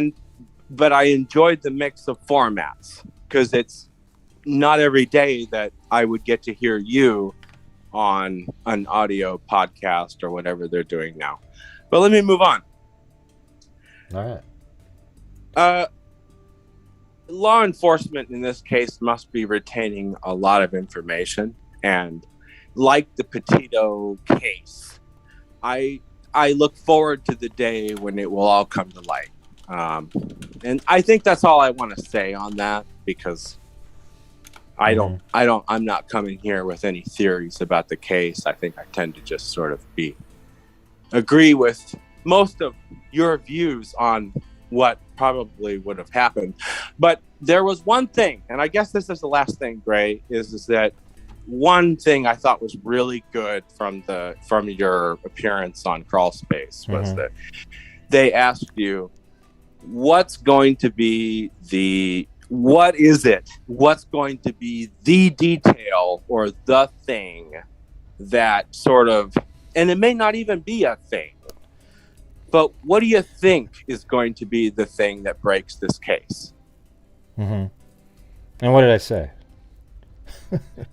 I don't remember. It might have been like DNA it may have been some sort of something like, around it. I think it was. I think it was something around the surveillance or video evidence, which I mean, I hope so, but so far it's no, I don't know. Really I thought it was maybe like, I don't remember. I thought it was DNA or something, but it seems like we're just waiting for the forensics to come back in that case, basically. Yeah, and they have to come back by now, right? Well, isn't that the estimation? You would think that they already have DNA sequences and all kinds of stuff going on. This sounds like they've prioritized this case.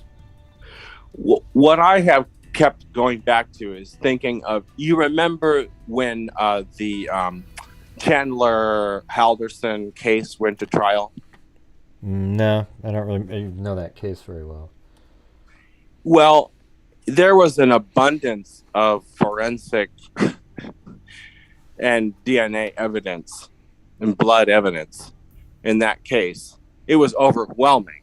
Mm-hmm. And the prosecution had so much to work with that it was just fascinating to watch them put this thing together. And I hope that that's what's happening here. Yeah.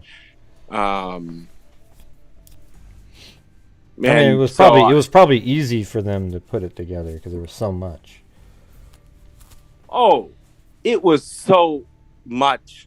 And that's what's interesting about that case, is that he seemed to not care one way or the other if he got caught. Yeah. I think you've called in before, haven't you? No, I have not. Oh, you haven't? This is my first time calling in, but I'm a subscriber. You sounded sort of familiar for some reason, but yeah. Huh. I guess I never saw that one. I mean, there's so many cases out there. Some people, it's hard to pick a whole bunch and get really into them. Yeah, it is. And I've I know you look at a lot of these cases, and admittedly I haven't tuned in a while. I've sort of been looking, but this one has me hooked, and I like your coverage of it. And I'm just, like I say, I look forward to the time when we can look at everything and say, okay, here's what happened. But statistically, is also very interesting to know that a case like this hasn't been solved since. Is that something that came up on Crawlspace too? That a case like this hasn't been solved since 2006, something like that, which I find a very interesting statistic. So, odds are against it here, I think, at this point. But I'm really hopeful for an outcome, and yeah, me too. And right there with everybody. All right. Well, hey. All right. Appreciate you calling in, and it was fun talking to you. I wasn't sure, because almost like 30% of the guys that call in are trolls. So you didn't end up being one, so that was good. I know, Gray. All right. And thank you. Well, thanks for calling. All right, have a good one. See ya. Yeah, you too. Bye. Yeah, people go, Gray, you think everybody's... Well, when you've got such a high number of trolls that actually call in, you don't really know. But I was kind of holding my breath when he was coming up with that last one. I wasn't quite sure. Yeah.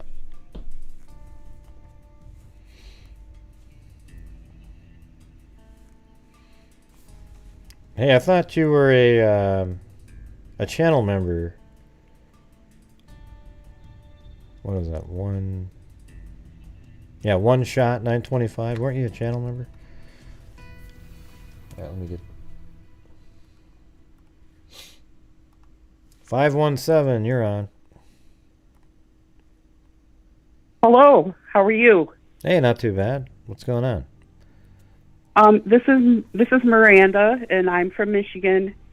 I just was calling in to say hello and to talk about the Idaho case. Mm-hmm. Yep. There's something that I wanted to bring up and ask you about, and I know there's someone in the chat had actually said something about this the other day. Right after the murders, Ethan's parents gave an interview to King 5 out of Seattle. It's an NBC station. It's the only interview they've ever given. And in it, they say a couple of different things that I thought were interesting. One of the things that they said is that they found out about the murders from their other children, which I thought was very sad. And then they also said that Dana and Ethan were in the same room together. So I wanted to ask you, I know a lot of these, who said that? I mean, because it seems like it's changed over time. So Zaina's parents said that? No. This were Ethan's parents who had given an interview. And they said in the interview that Xana and Ethan were in the same bedroom together. Okay. Well, if that's true, that would change whether or not he was, obvious. Well, it could have been that were they found in the same bedroom together, or were they just saying that they were in the same bedroom at one point? She said, she made it sound like they were found together in the same bedroom. But I could send you the link for the interview if you want to listen to it. Yeah, send me that. I was, and they haven't given an interview since then. And the mother said in the interview that the reason they were doing it was because it was a local station, and they were more likely to give an interview because it was a local station, and also because there have been a lot of rumors at the very beginning, like drugs were involved, or that these kids were like bad kids or something like that. And she's like, it was nothing like that. I just want to set the record straight. These were really good kids. And so, just as a mom myself, I really empathized with her because you could tell she was having a hard time getting through the interview. But there have been so many people saying that Ethan was like in the hallway, or he was like in the doorway or whatever. And I just wondered where that information came from, if anyone knew where that had come from. Well, it came from, that was said early on, but it's weird how things you read them and then you don't hear it again. But it's not like from on like Reddit or something. But I've gotten emails, and there's different little things that are out there from people. It just seems like that's out there. I mean, let me ask you this: how would the roommate have thought one of them was passed out? Like they actually literally went into the room and saw both? Wouldn't they say both are passed out because you would have yelled both their names? I mean, so I feel like the whole roommate thing is such a conundrum because it's like I can't really put myself in their shoes because I haven't really come upon dead bodies, but I would think that a person would know the difference between a dead person and an unconscious person. But I mean, it just seems very bizarre that that's how it's been described to the public, like that the roommates, reported an unconscious person. I really don't know. Another thing I wanted to ask you about, the choice of weapon. I heard, some of the other callers bring up the fact that the person had a knife.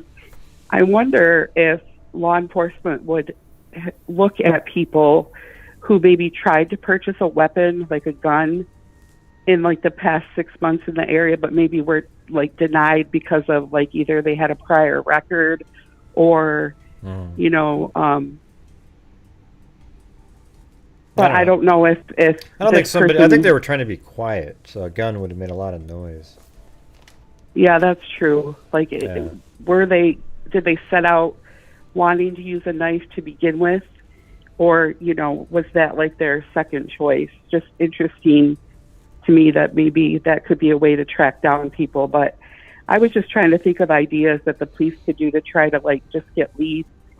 But it sounds like they're, still getting quite a few leads every day. Mm-hmm. I noticed that Xana's family started a scholarship fund for her in her honor, and they're trying to get enough money so it's like an endowment so that whatever scholarships are given out every year just like come off the interest of the fund. Would you ever consider like making a donation to that? To which one? To who? I missed what you were saying. Okay, so Xana's family, they started a scholarship fund in her name, and they're working to get enough money into it so that it's endowed, so that the money that they give out in scholarships, it just comes from the interest. I just wondered if you've ever considered donating to something like that. I mean, I've thought about it before, but that's not normally. I like to give it to our DNA fund and other. Yeah. You know. Well, I know you gave to the Abby and Libby ballpark because it's not really. Yeah, maybe. I mean, do you work for them or something? I mean, it seems like you're really kind of. Like, no, I don't work for their family or anything. I just happen to notice that, you know, as their, you know, since their daughter was a victim of homicide, they decided to do this, you know, in honor of her, and I thought that was a really special I mean, that might be pretty do. cool. Like, send me the link to it or something. Okay. So, are you thinking that this is a person who was known to the victims, or do you think it was more of like maybe just a serial killer type, hunter type of a person? Yeah. Well, my opinion is it's somebody that's. I mean, I'm not a profiler, but I mean, I think I'm pretty good at like just, you know, over time you just learn what you're looking for in different cases. But you know, my opinion would be that it's somebody that was interested in one of them and had been there and knew the girls, and they know who this person is. They've seen him before, and he either killed all of them because some of them were witnessing. Some witnessed him, and he had to kill them because they knew who he was, or he went there to kill them all for some personal reason that he had, something like that.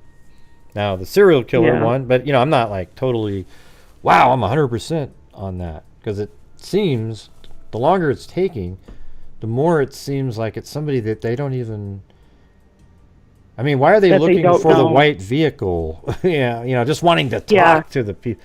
I mean, if they know it's a white vehicle and they got a suspect, they'd already know whose vehicle that was. Instead, they're just wanting, it's just weird. Yeah, it kind of makes me think that with the car, it makes me think like it's someone they don't know because of the car. Mm-hmm. But, you know, if that car wasn't involved, I would say it was someone within their like the very like outer part of their circle, maybe, you know, someone who maybe is a student or lives in the community that knows them, maybe like saw them at stores or in the community. But like with the white car, it kind of makes you think that it's someone who like zipped in and then zipped out, you know, went in, committed the murders, and then left in a hurry. So it's really interesting, and I'm not sure, like the previous caller said, what it's going to take to crack this case. But I hope it's soon. Well, that's why I keep saying that they should do the. I mean, let me ask you something. Is that a non-profit, that endowment thing that they set up? The scholarship fund for Xana? Yeah, I believe so. Okay, well, if you can give me the information and that's what it is, let me know. I mean, for my business model, I have to do non-profits and things like that. But yeah, definitely, I understand. Let's see. Will that be? So you're over in Oregon, right? Yeah. You guys getting any bad weather over there? Oh yeah. Well, tonight's hideous. It's there's these massive gusts of wind, and it's 20 degrees, and it's got pellets of rain coming down. So it's supposed to be like this huge ice storm. I mean, it's ridiculous. I also wanted to say hi to everyone in the chat and say hi to all the freaks and tell everyone that they're very nice and it's fun to talk to them. And I really enjoy your channel and getting to know people. Well, cool. All of your words come in perfectly on the closed caption. I was just reading that Mine, not so much. It doesn't. Look, I can't even say my name. Watch this. Watch how perfect I said. Gray Hughes. It's going to say, oh, wait. It said Gray Hughes, everybody. Holy crap. Maybe it's learned over time. Oh, wow. Now it's saying it every time. Unbelievable. It kept saying Greg in there. Yeah. Yeah, well, Gray is more of an unusual name, I think. Yeah, it definitely. It is unusual, but it seems to be picking up on it now. Although it thought you said grade. It just typed in grade for gray. Oh, it did it again. Oh, God, this is crazy. All right, well, yeah, send me the information on that. I think that'd be great. Why don't we? Maybe Thank you so much. We'll send some money in soon if it's a nonprofit. We'll send in a big chunk. All right. Yeah, thank you so much, and everyone have a great night. Oh, you too. Thanks for calling in. That was interesting too. Thank you. Okay. All right. Bye. All right. Bye. All right. And you guys are all really nice to her, and she's having a good time. I forgot what do you guys remember what her name was? Because I don't know if she said it right at the beginning. Oh, that was Miranda? Yeah, okay, Miranda. Yeah, so Miranda thought that all of you guys were really nice to her. And by the way, Melanie, not Melanie. Jeez, who was I talking to up there? No, maybe it was. Yeah, no, it was Melanie. Yeah, there's already images out there that show the cabinet, and the counters right above the cabinet. So of course there would have to be blood coming onto the counter first. That's why I said that. However, that it wasn't there on early shots of the kitchen. Okay. Then later it shows up, so it could be luminol or something put on the counters to, forensically. I mean, who knows what was going on there? Yeah, the chat's not so mean. I haven't even been mean tonight, man. I mean, a couple of callers have been mean to me, but I've been absolutely an angel, wouldn't you say?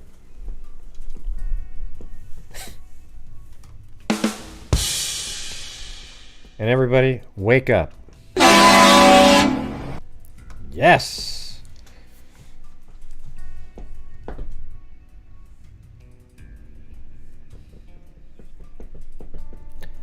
The killer. Yep.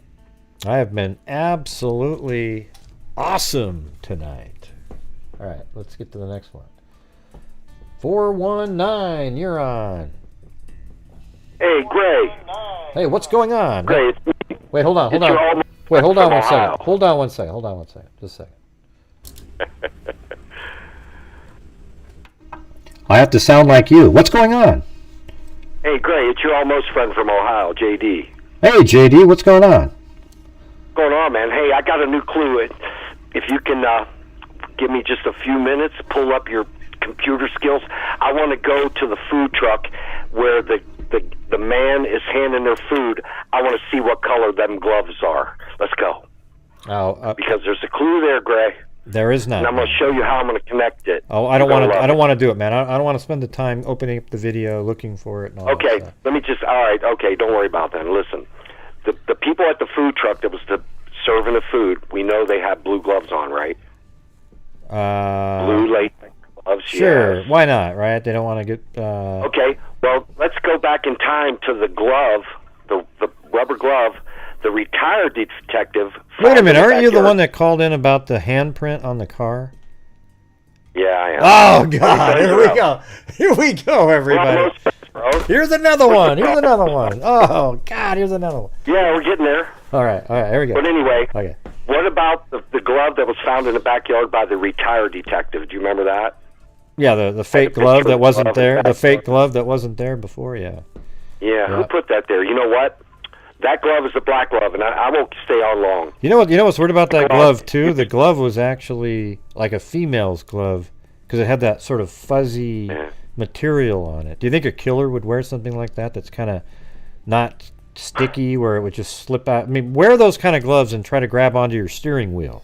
It's like grabbing ice. Well, let me tell you. Okay. It looked pretty rubber to me. latex. I don't know. I didn't see that. So I did a lot of things. I know you know all about it, but I used to do body work too. I used to actually do body work on old time cars like 55 Chevys and whatever. And that's the kind of gloves, that black glove they found in a yard, that body men use. And also it's what mechanics use too, mainly electrical in the body shop. You got your guy that does the body work, and then you got your guy that does the electrical. When he puts the lights in, hooks up the tail lights and everything like that, that's the kind of gloves they use. That black glove. But you're saying it was a female glove? Well, I don't know. I mean, I don't know what kind of glove it was. I just remember looking at it first and going, oh, it looks like just a... But people will claim it's whatever they want it to be to help their story. Okay? I don't know what the glove was. It's such a ridiculous story. It's almost embarrassing. The glove wasn't there, and it's like, don't you think law enforcement? I mean, like they're all over that property. They walked around. They're all over. They would have seen it. Somebody like dropped it there later. It's an absolute embarrassment. And the fact that the media made it into something bigger and so you're just saying it was a scam by the media? Well, it's I don't know. Don't you think it's a little suspicious that you got this guy that shows up into town, and all of a sudden there's this glove, you know, the smoking glove found there, you know? I mean, give me a break. With that. Yeah. Well, here's the reason why, because there's more than one perp. These people are working in a team. So they came back later to leave a glove on the ground? Because the glove wasn't there. I think you're just being goofy, man. You're funny. No, man, I'm telling you the truth. Think about it. I wouldn't call you up. It means a lot to me. It's from my heart. It's just another little glove I picked up. It's the rubber glove. Okay. Yeah, think about it. Why would they? You know what I think it is? You remember the OJ case, right? Remember the glove that he put on? You know what? I remember burning a dude. Look at you. Remember the OJ case? Remember the glove that he put on before trying to put on the actual glove? That's the glove that they found on the ground. Yeah. I'm not saying they're going to find the person that's going to fit the glove. I'm saying that somebody put that glove there on purpose to toy with the LE. You mean law enforcement? They're just playing games. Yeah. We should know that by now. Yeah, I don't believe. Well, I know there might be somebody toying with people, but I don't think it's the killer toying with anybody. Why would he just? I mean, think how ludicrous it is. He shows up. There hasn't been a moment where there wasn't a camera crew parked outside of that house since the murders happened. They're just sitting there like these weirdos with cameras on the house 24/7, so they can catch one detective, maybe walk through it again. I mean, it's amazing. A retired detective. No, I'm talking about these. Right now, I guarantee it, as we're speaking, there's a camera crew filming the house, waiting for some other person to show up to the house to go in and look at something. Because that's a big story. Yeah, we didn't see him bring anybody out of the house. Think about it. Yeah. So that's what I'm telling you, Gray. We're only there's forces at work here that we can only begin to wrap our minds around. It's so deep and so methodical and evil that it's beyond. I mean, you know what? Sherlock Holmes couldn't, write one. I mean, think about it. It's beyond our grasp of understanding of what's going on. I mean, well, it's only because they haven't given us much information. It's not. I don't think this is this case of mystical proportions where there'll never be a case like it because it's just. Okay, well, let me ponder this to you then. What if it was somebody from another country, flew in, knew them, watched them, TikTok, or everything they did, because of course they put everything out there. Okay, nothing's secret no more. And he flew in, knowing everything about what he needed to know, and the next day caught a flight out to, Afghanistan. Your perception it ain't nothing like that, but I'm just saying. Yeah, I don't know, man. It just feels like that. What you just said right there is like, what if it's aliens? Have you ever thought of that? No, it's not aliens. It's terrorism. How do you know it's not aliens? Because it's terrorism. Can you prove to me that an alien spacecraft didn't come down that night, beam, maybe a psycho that had abducted from, maybe it's Jack the Ripper that they beamed up onto their spacecraft and held them in stasis for, I don't know, 150 years, and then beamed them down back down on the property just to see what would happen. Can you prove to me that that didn't happen? You were on the right track when you said Jack the Ripper. Then you lost me. Well, no, I was just saying, can you prove it wasn't aliens? Can you do that for me? Yeah. Man, I think your show is great. I just wanted to throw it out there. I just wanted to think about the hands, you know. I guess it's where I'm at right now. But that's what I want to talk about. But no, not aliens, dude. No, come on. I have to get another beer. You start talking about that. Yeah, I was just kidding anyways. But anyways, I got to get to these other calls. That's why I love you. But anyways, thanks for calling in. I know it's more like you're just having a good time. You have a great night, great. Just something to think about. Why would somebody put a glove in the backyard after detectives went through that with a fine-tooth comb? You tell me. Well, maybe for publicity. All right, man. Have a good one. All right, later. See ya. Publicity, perhaps? Doesn't that make a little more sense than aliens from Zeta Minor? Yeah. And if you're out there, if you could hit the subscribe button, maybe even the like button, that would be fantastic. All right? Because right now we only have 565 likes with 1,418 concurrent viewers. Okay? So what that means is that we've got to play the unfortunate auctioneer sound. Hit the like button, hit the like button, 10, 20, 25, 30, 35, 40, easy to hit the like button. It's one of the easiest things in the world. It actually helps out my channel so other people might watch it in the algorithm. Hit the like button, hit the like button, hit the like button. All right, thank you. But seriously, if you could please hit the like, take a moment to hit the like button. It doesn't cost a damn thing. Very easy to do. You just take your thumb out. Now, if you're missing thumbs or you're a creature that doesn't have opposable thumbs, use your nose. And if you don't have a nose, bite onto a stick and press the damn thing. It's that easy. I guess that would be pretty difficult at that point, but yeah, that.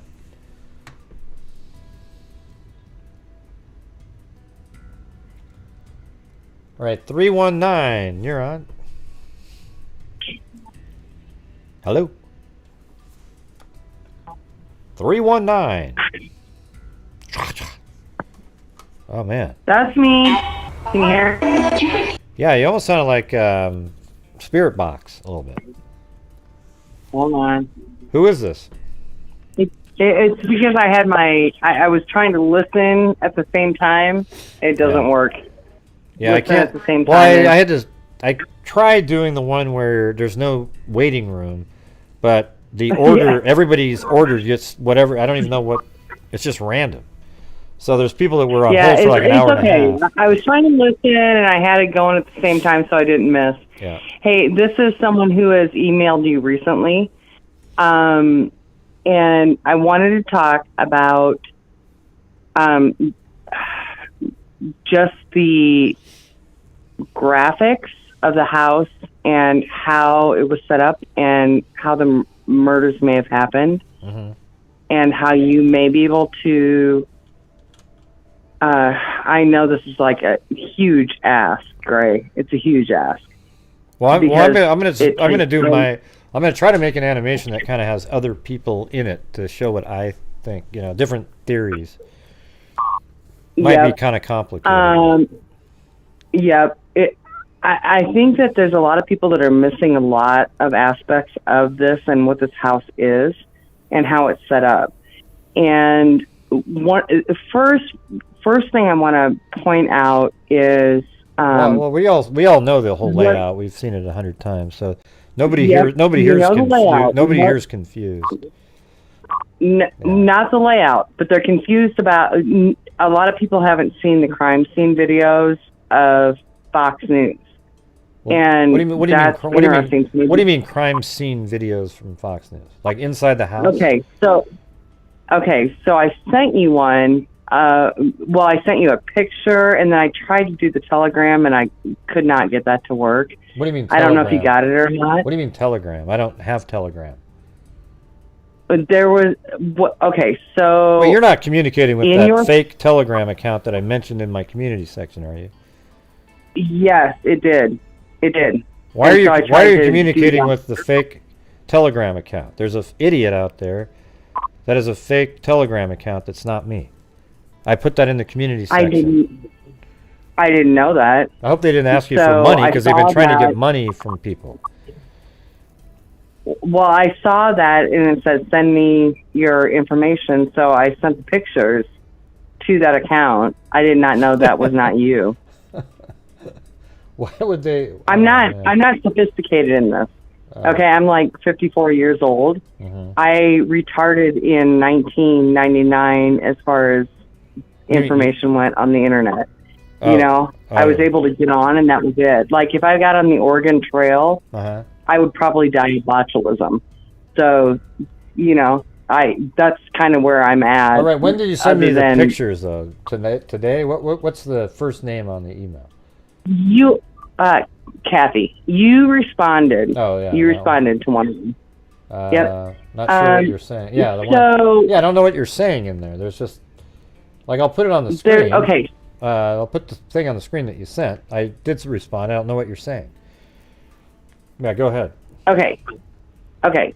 So if you look at the Fox News pictures and videos from the time frame right afterwards, you will see that they have photos and pictures looking through the living room, right?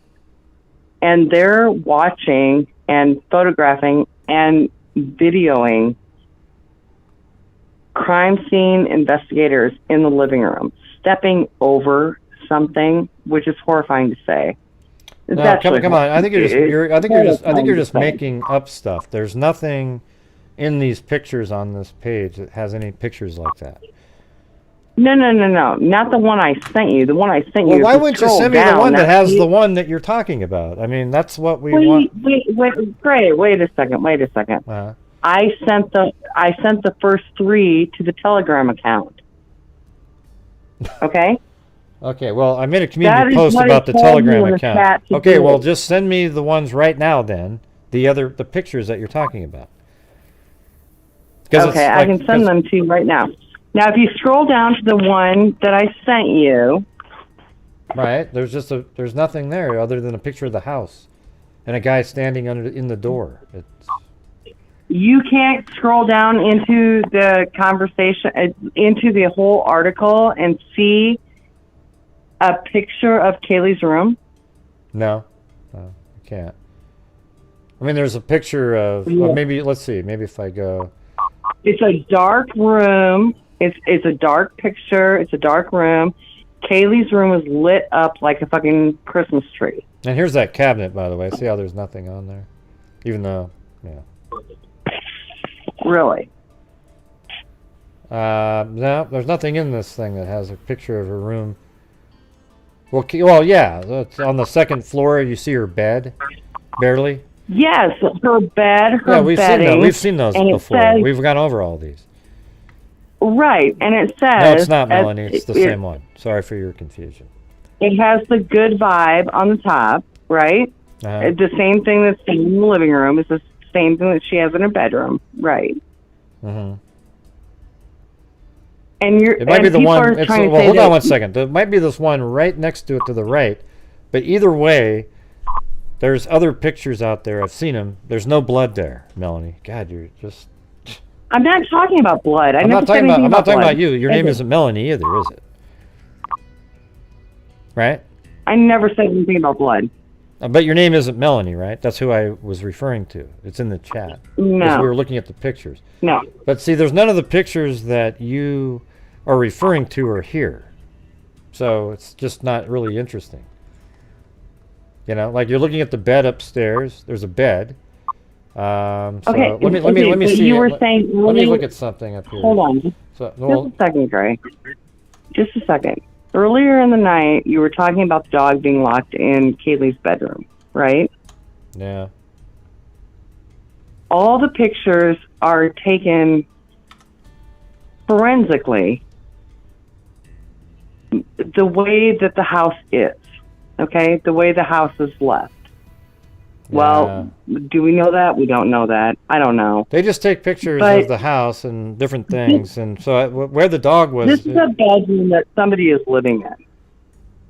Yeah, well, that looks like it's Kaylee's room, but apparently her bed was made. That's what. So here's the thing. Kaylee's room. I think Kaylee's room. Hello. I want to just be able to talk because it's my show. So on my show, we've shown before. Kaylee does live in that room. Okay. I think she does live there. Apparently she was gone, but she didn't move all of her shit out yet. You see in the pictures that her bed is completely made and everything, but it looks like it wasn't slept in that night or whatever, or not. It wasn't totally messy. So maybe she was in there at first, but ended up in Madison's room at some point, and her dog was likely in her own room with her, don't you think? All right. I don't know what I think. I mean, like, God only fucking freaking knows. Like, I don't even know what I think where that dog was. It could have been in the laundry room. It could have been, I don't know where that dog was. That dog could have been with Jack. I have no idea where that dog was. I'm not even going to assume where the dog was. All I know is that that bedroom is not abandoned. There's lights on. If you have all that information, then you know that at the end of the bed is where we see the picture of the no connection monitor. We don't know if it's a TV or a computer. That's a different room that has the monitor on it. No, it's not. Yes, it's the only room with an air conditioner. It was on the other it's side. It's the only room with an air conditioner, Gray. The room that had the monitor was Madison's room. No, it's not. Yes, Look it was. at the picture. I've seen it. I've seen the one from outside. It's the back. It's on this side of the house, and not Madison's room. Maybe not Madison's room. On the back side of the house, but it was on the one where you could see the camera up in. Maybe it was from the back side.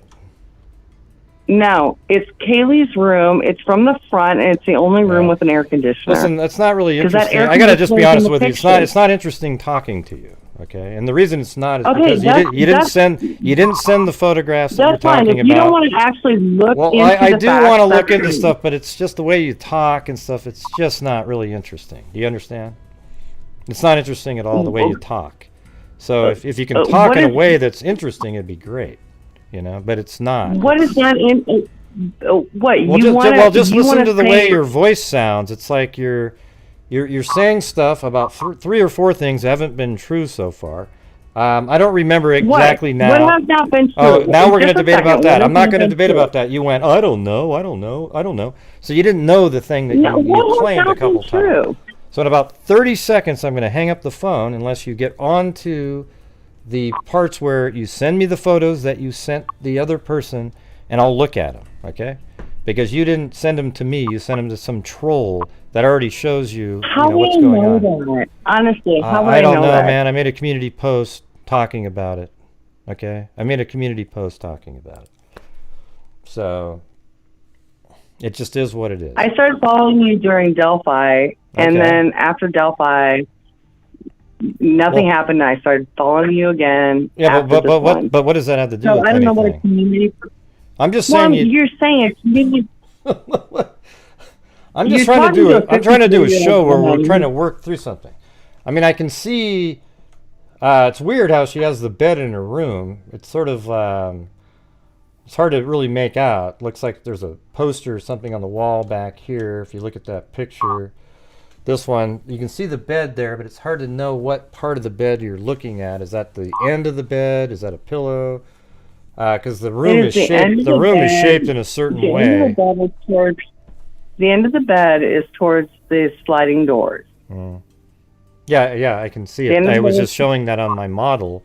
I have the bed in the room, and I had. If I slide it over a little bit more, you can see it. I mean, I know what angle I can't see what you're doing, though, so unfortunately. It's about like this. That shot is about like this angle. And that you can sort of see the bed through the, the window there. So if I go up to here, and then you can, but it doesn't quite look the same there. I'm not sure how It'd be great if I could see the end of the bed, but it's hard to know what you're looking at.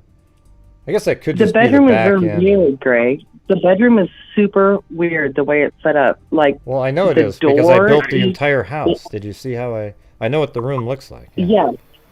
It's freaking weird. The whole thing is. So, you know, did you see the pictures then of the pong table at the top of the stairs in the living room? The what table? The beer pong. I think I did see At the top. through a window or something, right? So it changes like 3 or 4 different times. Like, they've removed evidence, obviously. So you see 3 or 4 different times that pong table is there. And it is literally, God, I don't even know how to explain it. This house is so set up so weird. It looks like it is what would be, okay, what I would consider it the south side of the house, right? Would that be the south side? Would the kitchen be on the south side? Yes. Yep. Okay. So the pong table would be set up north to south on... Yeah. Yeah, I'm not going to... You just sitting here describing stuff is absolutely useless to me. If you can send me the pictures to look at... Send me the pictures that have it all... Yeah. I got to have the pictures, look at it, and then maybe you can call back in once I've got the pictures to look at. But just sitting here saying, well, the pong table, like, what relevance does the pong table have, though, by the way? I mean, I'm just... Well, the relevance is what's weird is that anybody who, in that small space, killed someone in that small space would have disturbed something. I mean, and none of those pong glasses were tipped over or anything. They were all upright. It's weird. It is weird. Yes, I will send them to your email because I want you to get onto... How did you even get a hold of... how did somebody from whatever that Telegram show up to you? Was it in the comments of a video? Yep, comments. It came into comment, and now not like community comments. But like a comment under a video or something. Yep. And it said, respond to me here. And I'm like, I don't do Telegram, so that's where it was at. I don't even think I know how to send that to you. I can't even get people to respond when I put a link in. Hey, nothing. But man, if some wacko puts in the comments section, get a hold of me on Telegram, everybody believes that one? Wow. I mean, I get it. I mean, I know that it's been a thing. It's been a thing. That's why I made the post, because there's a troll out there. I'll send all the photos to your email. Okay. So, yeah, send those to me. Yeah. Yep, I will. Thank you. All right. Have a good one. See you. You too. I don't know. See, like for all the other calls, we have the ones like that, you know. But at least she called in. Maybe the next time it'll be better. We don't know. Jesus. Yeah, thanks to thank you up there to Jamie Lynn. Appreciate it.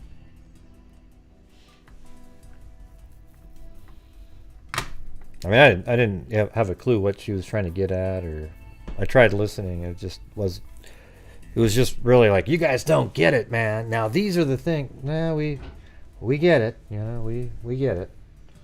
It's not. Some people aren't, easily confused at stuff. One thing I can't tell by looking at that is like. Here, let me try this.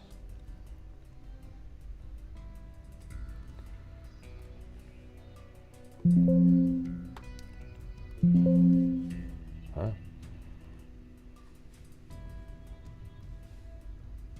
Can I zoom in on this?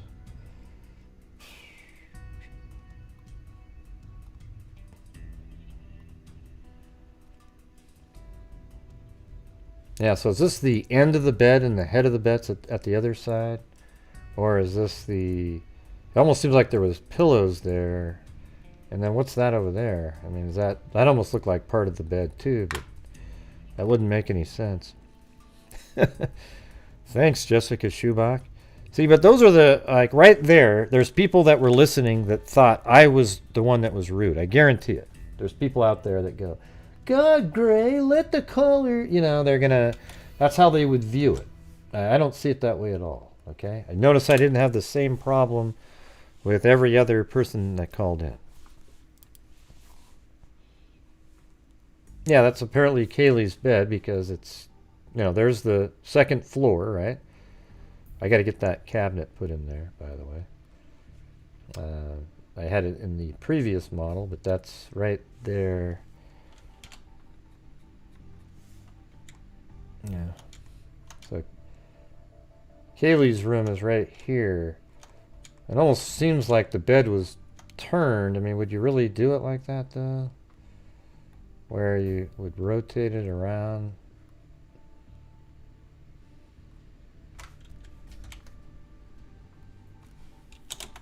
Like that, maybe, and then it would just kind of be over here. Does that make any sense? I mean, maybe you want to see the sun. I mean, that just seems kind of dumb, you know, nobody does that. It's hard, you know, the door's right there. I don't know. Seems like it would make more sense if it was just like that, the way I had it. Something like this.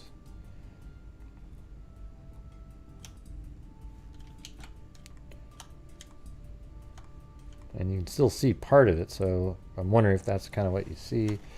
Don't really know. I don't know. Just sort of looks weird.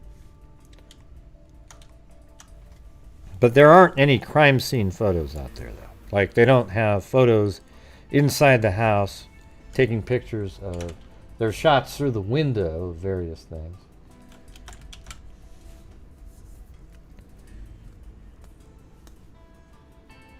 Yeah. I'm pretty sure I've seen all of them. I'll check, though.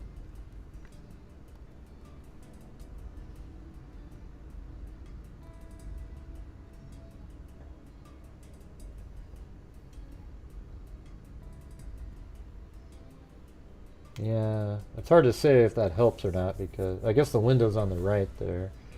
She must have flipped it back over though, if the window's in the right.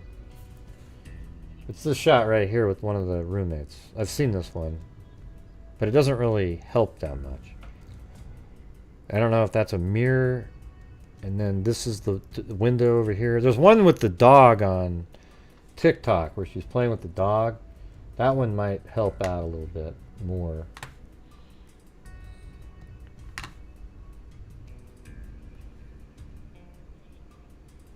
All right, call in user 1, you're on. Hello. All right, call in user 1, you're on. Hello? Hello? Yeah. Is it me? Yep. Who's this? Oh, hi. This is Ziggy. How are you? Hey, Ziggy, what's going on? Oh, you know, happy holidays to everybody and to you. Thank you for all that you do. You're very wise, and I appreciate you, even though most of the time I don't agree with you. I still appreciate you. Don't take that the wrong way, please. But how many times have you disagreed, but I'm actually the one that got the information correct? Like on the Debbie Collier case. See, most of the time you actually do. I know, but you want it. What you just disagree because it's like it's fun. No, I disagree because, like, I think I have a different opinion on how it was done, and it ends up when the truth comes out, you're usually right, which is very annoying. Well, maybe at some point you could say, you know what? This is what I think. Well, I know it's okay. I mean, the thing is I guess it's just after you cover a million cases. Yes. The more likely thing pops into your head where, you know, like. See, this is what I tell my kids.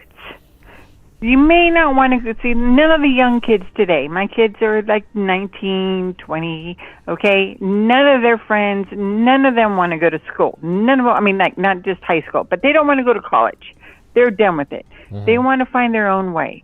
They want to come up with their own thing. Okay, great. See, that wasn't the way I was brought up. I was I worked 3 jobs, went to college, like in person, online. I worked my butt off to get my education, and I'm still not the smartest person in the room, and But that's you know what? why But here's the thing. I always have to humble myself to people like you who have the experience and the knowledge. I think that you did it the right way. See, a lot of these kids, they come around and they go, I just want to find my own way and I want to do this.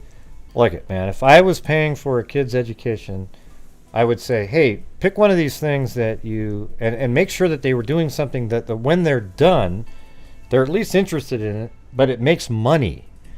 Like it literally, like computer science. That's the thing. Money is something. made differently now. Well, let's just say, well, I don't want to get into some weird crypto kind of crazy ass money kind of conversation. I'm just saying there's people out there that, they get done, they have a degree in, Eastern in psychology, philosophical, and then they become a banker. Well, yeah, or just they get into sales somewhere. I mean, I would tell people to get in there and get a skill that is marketable, that makes money right off the bat. I mean, look at like even plumbers and electricians. Oh, plumbers are great. They have a union. Well, they make a shitload of money. But people always go, "Oh, I want to be a plumber because we all have to go to college, right? And we all have to have a degree." Well, no, there's trade schools. It's stupid. Anyways, well, nobody goes to the trade schools, is what I'm telling you. That's one of the issues. Everybody's taught that they have to go to college. Isn't nursing a trade school? Yeah, that's why I like. I forgot his name all of a sudden, but I always mention his name. Elon? No, there's this one guy. I forgot his name. God, what's his name, you guys? He's always talking about trade schools and how important they are, and that how very few people can do those things anymore. And it's the guy that does dirty jobs. What's his face? Oh, yes. Mike Rowe. There you go, Mike Rowe. Yes, Mike. Yeah, he's great. Yeah. I'm glad he's back. His show just started back. Well, he's Mike Rowe is what everybody should listen to. He says it exactly how it is and is always going to be, and people can choose not to believe it and live in their little weird fantasy lands. But it's very rare that people get to go out and find the thing that they love the most in life and make a just really good living at it. And it's not very common, but you can find something that you enjoy and make a good living. That's the thing. And that is the thing. That is the thing. And I am trust me, a battle with my kids is going on right now. I am pro education. I am pro future, but at the same time, during the COVID 3 years, and people lost their jobs or worked from home, like myself, and totally had to redo themselves. Mm-hmm. I could actually make a living not being in the corporate world and make my own things. And I think that that taught a lot of people that, you can follow your dreams and make a living. It may not be, you may not be the third richest person in the world, but you'll pay your bills and you'll be happy because you'll be with your family. You have that choice now. Everybody, I'm in quote unquote corporate America, and they realized during COVID that our productivity went up more when people were working from home than they were in the office. And so now they're closing down their big footprint in big buildings, and they're letting people do remote work. That means that we could go to any office wherever we're at, or do telework. That means we could do from home. Yeah. You could go to I think people get more work done brick and mortar office, when they work at but home. They're only making it smaller now. Well, I think people I think people get more work done when they're at home, because when you're at work, everybody comes over to your desk asking you 1,000 questions. You work about 4 hours. But anyways, let's get to the case again. What let's get back on track. Yeah. Okay, so I'm going to do a little. I'm going to say something you'll probably, I don't know if you, actually, I don't think you'll disagree. Other people might disagree. but it's been a pet peeve of mine, and I really want to get off my chest before I go into something else, if you don't mind, if that's okay. Okay. Okay. So I haven't been a big follower on the true crimes on YouTube, but I've always been a follower in real life, in news, like real news. Not you guys aren't real news, but like regular TV news and newspapers and all that jazz. And what my experience in it is that it doesn't happen instantaneously. And what I find with not you in general at all, but with other people, and then with like people in the chat and people following these stories, especially this last year with Rodney and everything, is that they expect an answer instantly, and they want someone found and that's just not how it happens. And I want people to know that there's like these murders, these serial killers, these neighborhood murders or molestations or whatever that could take years to solve. And they really just need to slow their roll and let wait, I got one for you. I got one. Hold on, yes, I got a sound effect for that one. Here it is. Listen. Mm-hmm. Slow your roll, shorty. Slow your roll, shorty. That was from the Kanika Jenkins. Seriously. That was awesome. Seriously. I mean, we're lucky right now that we live in a generation with such great DNA, scientific information that seriously, 10 years ago, 20 years ago, it was not even at par to where it is now. So we're really lucky when it comes to crime fighting where we're at.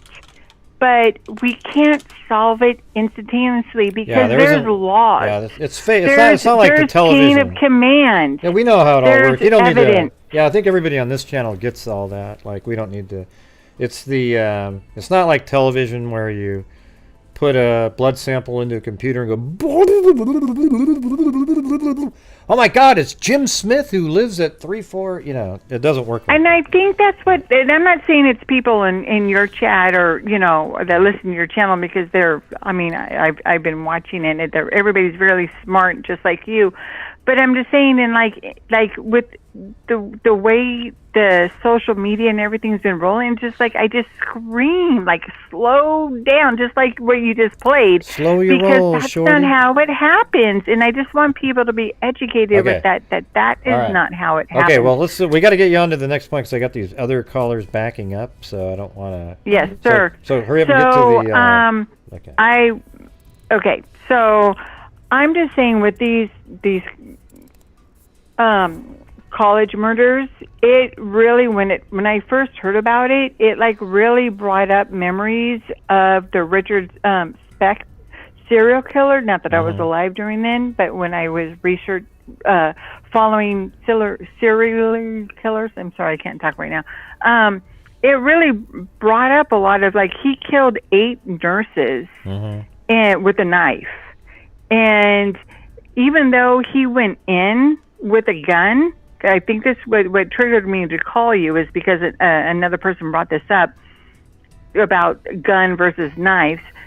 He came in with a gun and to subdue the first 2, I think it was 2 or 3 people that he encountered, but he never used it. He used his knife to kill 8 of the nurses. Wasn't that like in an apartment or something? Or yes, yeah. And it was just he was a complete stranger. He did not know them. He had seen the nurse. He had followed them and saw that where they lived and what they were all women. But he did not have any connection to them.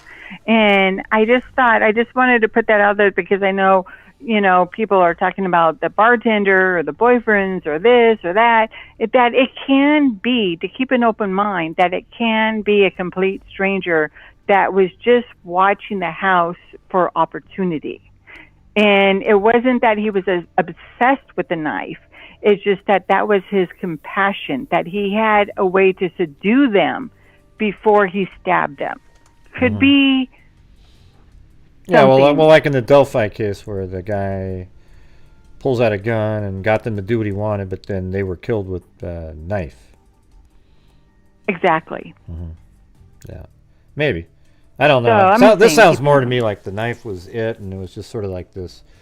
There was nothing going on. There was no like having somebody do. Usually, that's when you're trying to get them to do something else.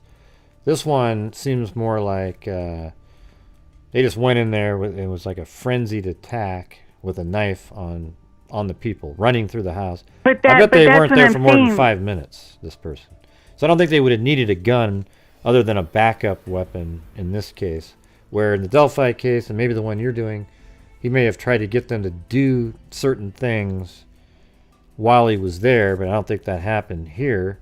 Unless, maybe that's why Kaylee ended up in Madison's room. I mean, I don't really know, but... Yeah, I see what you're saying. Yeah. Exactly. Yeah. I agree with you. So it's hard to say... If this case doesn't sound like a gun was used to subdue or anything.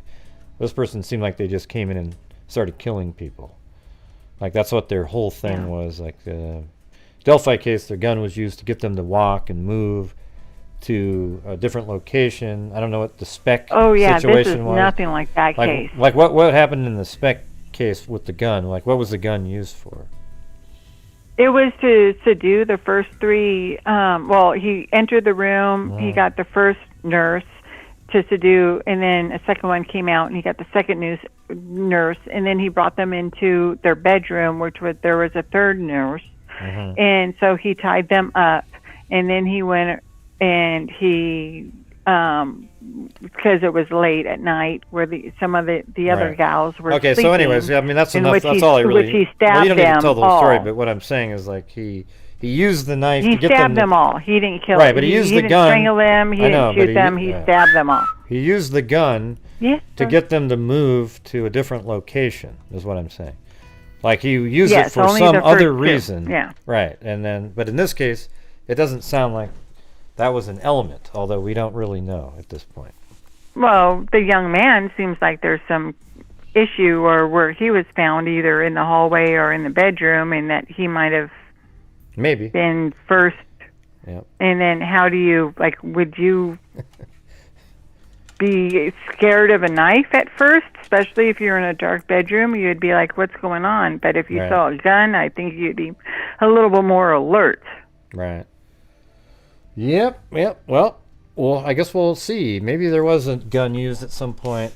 We don't have enough information to be able to decide because we don't even know for certain if Ethan was found in the hallway. We just had people saying that. What's really interesting to me is that none of the people, the two survivors and none of the other 911 people have leaked that information, where it's really powerful information. Like this guy came forward and this is what he says, and then you'd believe it. But it doesn't happen really. So anyways, I got to get these other calls, but okay, take all care. Right, Happy Ziggy. holidays. All right, go out and take care. Kick some ass. All right, see you. Bye. Yeah. Let's see.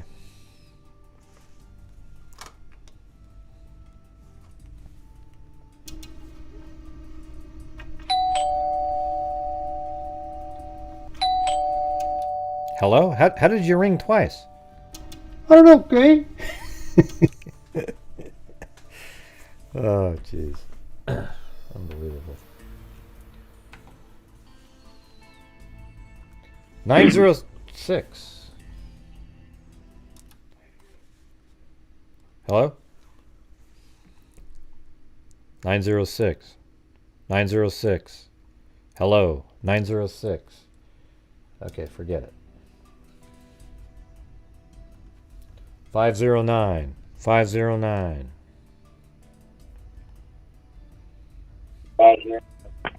Oh, hello. Hello, and welcome to the show. There is no time. Oh, wait, sorry. What's going on? Hi. I was going to sing to you. I love being sang to. Okay. What do you got? So I had kind of an opinion about the orientation of the bed. Yeah. I feel like from what I just looked at on her TikTok, Mm-hmm. that short little wall that faces the back of the house, that has like a little, that's where her little desk, like a closet is. Right over here, like the one with the same wall that the door's on. Yes. And thanks, P.S. But the same wall that the door's on. Yeah, the desk and a mirror right over there, right? Yeah. Yeah, so that wall you just had your cursor on, that has the good vibe sign on it, and I feel like she used her headboard would be under that good vibe sign, because it would create like a nice little walkway. How would that? It doesn't work though. Look what I'm looking at here. See, like, I mean. Right. No, and that's why I wanted kind of your opinion on it, because that's what to me, when I look at the videos, it looks like the bed would be flipped around, and her headboard would be on that same door with her wall. Well, maybe you can email me the TikTok video. Yeah, I can definitely do that. I mean, is there a way to do and it? then, Yeah.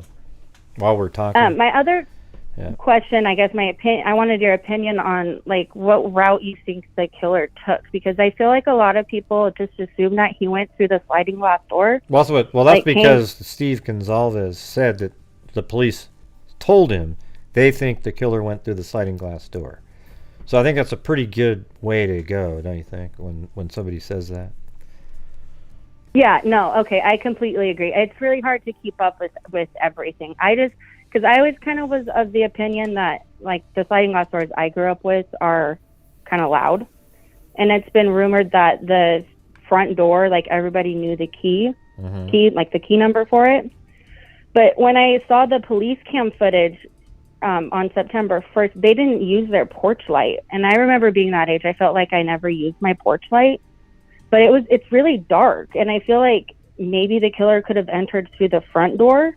But this, again, was speculation. I thought that too originally. I was thinking, man, maybe he just went to the front door. That was one of my things. He went up the front door, killed Ethan and Zaina, then went upstairs and killed Madison and Kaylee, and then went out the sliding glass door, or even went back out through the... that was on one of my first videos that I made out there. And then went actually back out the sliding glass door again.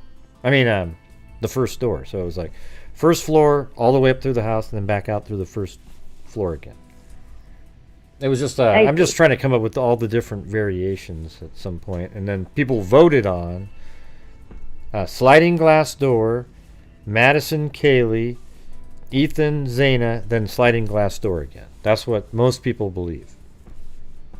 Yeah, and I've gathered that, and so I guess I just kind of wanted to input my theory of them going through the front door, because that's, to me, that's the only thing that would make sense as to why he would have left the roommates, like, unharmed. Like, he checked those doors first, and they're locked, and then head upstairs, because, like, when you do, like, the walkthrough, if you walk right up the stairs, like, that, to me, is the only way that you go to Xana and Ethan's room, without kind of like going out of your way. I was trying to think of the path of least resistance for the killer, because I feel like doubling back, it's completely possible, but like that was just kind of what my opinion was, that they would take like the least amount of time in the house, and to me that's the quickest route.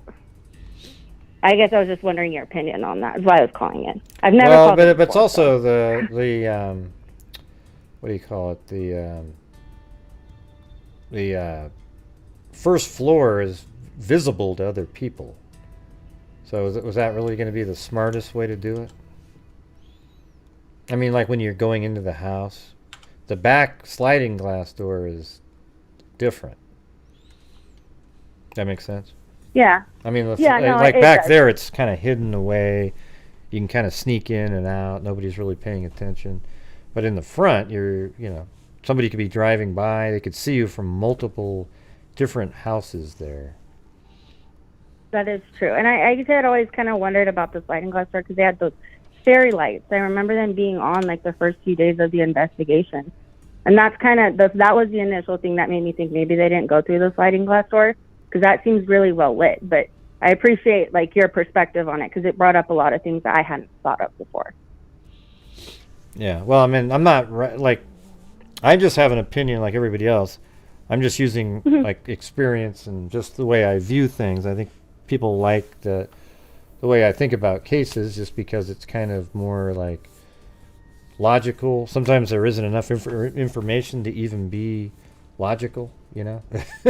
Yeah. I mean, and that's why I wanted to call in and kind of get your opinion on it, because like I respect the way that you conduct yourself with these investigations, and you know, if you kind of go on social media, if people don't agree with their thoughts, they're kind of rude to you, and so I wanted. Some to people kind of think that maybe, I'm like that. They'll go, God, if you don't agree with Grant, you know. But the thing is it's more like when people just disagree, almost for the sake of disagreeing without having a reason, and it's not better. Yeah. Like, here's what I don't like is when I come up with a well-reasoned, thought-out thought, and then somebody disagrees with something that's not even close to as rational or likely, and then I'm supposed to go, I'm supposed to accept it like it's awesome, you know.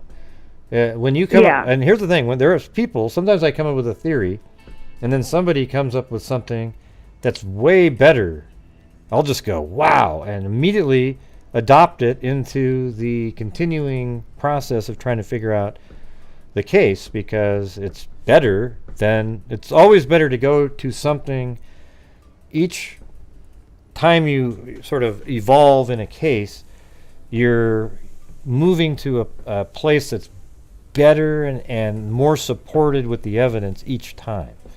And so if somebody comes up with something, bringing in an element here and an element here and an element here, and it makes more sense than what you've already said, then you just jump right on that.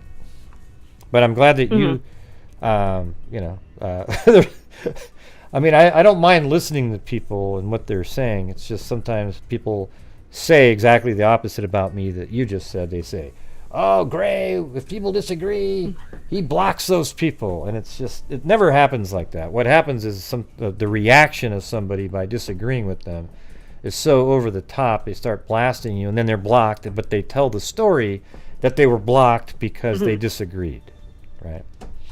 Yeah, So, no, anyways. I've seen that happen more times than not. Yeah. But yeah, thanks for taking my call and conducting all of this. But I just, like I said, just kind of wanted your opinion on it and kind of throw my thoughts out there. But yeah, keep up the good work. Well, thank you. Have a good one. All right, bye-bye. Thanks, bye.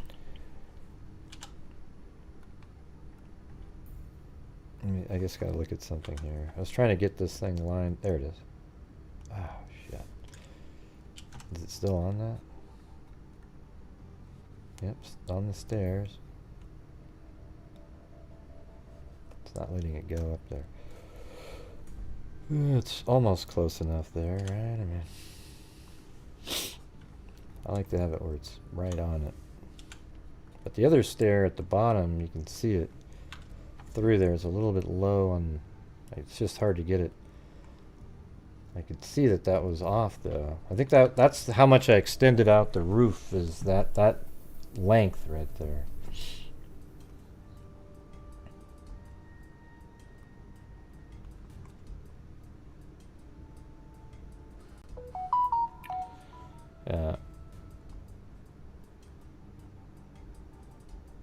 Right there, maybe. Is that gonna?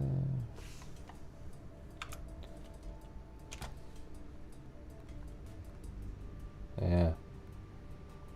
I'll have to tweak with that later. That's a hard one there. That's to go right flush against that. It's interesting though. 'Cause it's, all right. Let me check out this phone.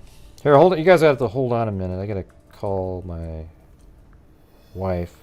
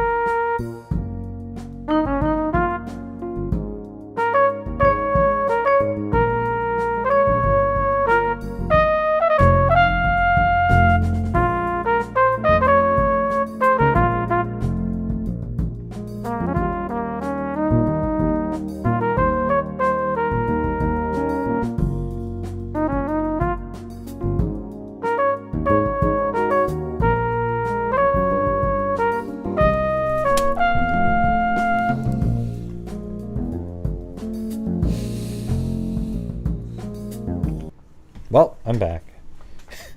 I'm back, everybody! Hey! Yeah, we don't care. Yeah.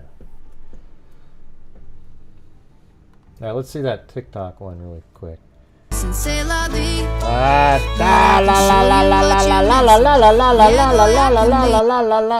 I don't want to hear it. All right, let's see. Yeah, it's weird. So I think that's the end of the bed here. Don't you think? I don't want the copyright crap in there. But see, there's the window right there. See, there's a lot of stuff in these rooms. It's just hard to even model. Well, let's see. Just want to look at something really fast. Do I even have that closet in there? Yeah, so in this room there's a closet over here.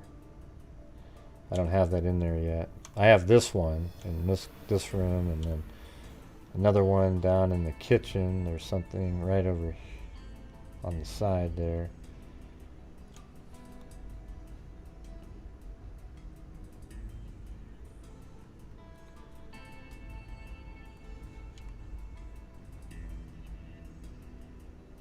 I guess I don't have that one in there yet either.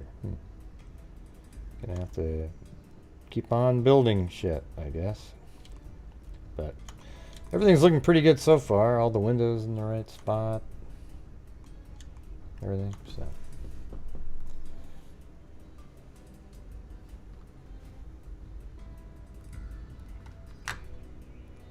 Alright, 801, you're on. 801. Can you hear me? Can you hear me? I cannot hear you at all. That's a joke. Yes, I can hear you. Oh, great. This is Gwendolyn B. Gwendolyn B. What's going on, Gwendolyn B? Well, I've been kind of watching this case for a minute, and it kind of concerns me. It's interesting that Delphi might have a solution, but I worry that because this happened in a small town, that this might end up taking a minute to solve. I mean, again, I could be completely wrong because technology is better now. But that is a real concern I have for this case. And then there's also all kinds of crazy people speculating on it, and that's kind of again another theme with Delphi. So I didn't really call into these type of shows, but I'm hoping early on, with it being only a month in since these poor kids passed, yeah, it's been about 5 weeks ish.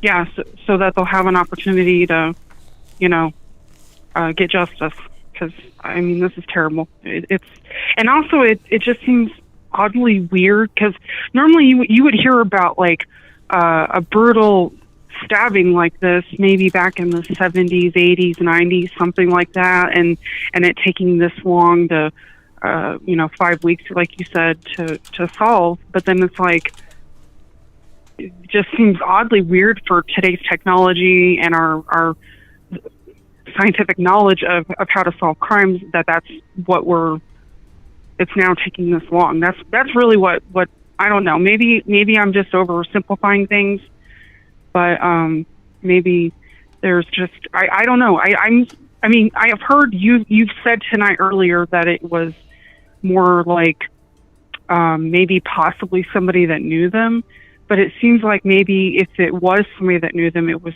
farther out in their social circle. It wasn't anybody too close to them, possibly. Yeah, that's what Does that make sense? Like an acquaintance. Yeah, we're saying something like that the other day, somebody that's just kind of, he didn't really set off any alarm bells, but he was just sort of that guy that's sitting in the corner, just sort of not really doing much, but he was obsessed maybe. And then at one point he goes in there and snaps, but nobody was even really aware of his thoughts. It's just such it's just such an unusual because and especially considering the age of the victims, I'm assuming, and this is an assumption, it's again speculation, of course, but it may not even be somebody that old. that, could have done this. That's really what bothers me. Yeah, I mean, I think it's like I don't know. I think it's somebody sort of in their peer group age, myself. But. Well, I mean, do you think that, do you think if this kid gets away with it? I mean, because I think a lot of us assume it's a male, right? I mean, we don't really think it's a woman. Do you think that this guy specifically could turn into like a serial type killer or a serial type person? Like, to me, that seems to be a very interesting. That's why I said it takes a lot to kill 4 people psychologically, mentally, all that, and then get away and not be caught for, even all this time. It's not even that long. I know that, but I mean, to think, do you think they could turn into that type? Like, if they had lived back 30, 40 years ago, do you think they would have turned into like that type of person that was on the fringes of society? You know what I mean? Just kind of existing and then maybe killing on the side. Yeah. What do you think? Yeah, it could be somebody like that. I mean, at this point, the longer it's taking, the more it sort of seems like it's somebody outside of somebody close to them, because it seems like those are the people they would have checked first, and they've cleared a lot of those people. I still think it's interesting with the Adam person that they said that he's cooperating. That's usually what you hear. Like a lot of times when it's somebody that is sort of either on the fringes or part of something or knows something, and they're cooperating. That's the lingo they use.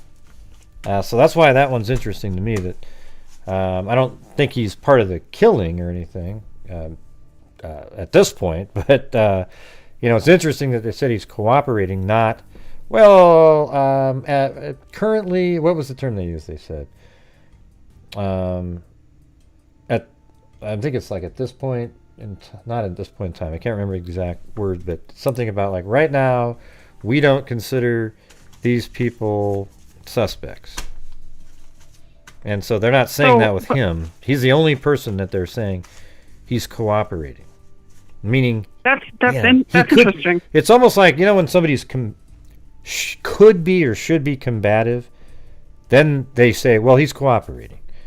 See, that's where that sort of comes from normally, is when somebody's, you would suppose they would be not cooperating and sort of combative, but in this case, they're cooperating. I mean, I don't know any other reason you'd throw that in there.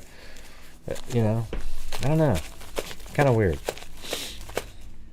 That is interesting, and I wonder if, like I said again, I really think it could be somebody that, because I've lived in a college town before, like not Moscow, but specifically I have lived in one that was about that size comparatively, and people don't just randomly show up there, so I do think it is somebody. It's more and more likely that it's somebody that was kind of like maybe known to them, kind of friends with them, acquaintances or something like that. So I do think that's who it's ultimately going to be.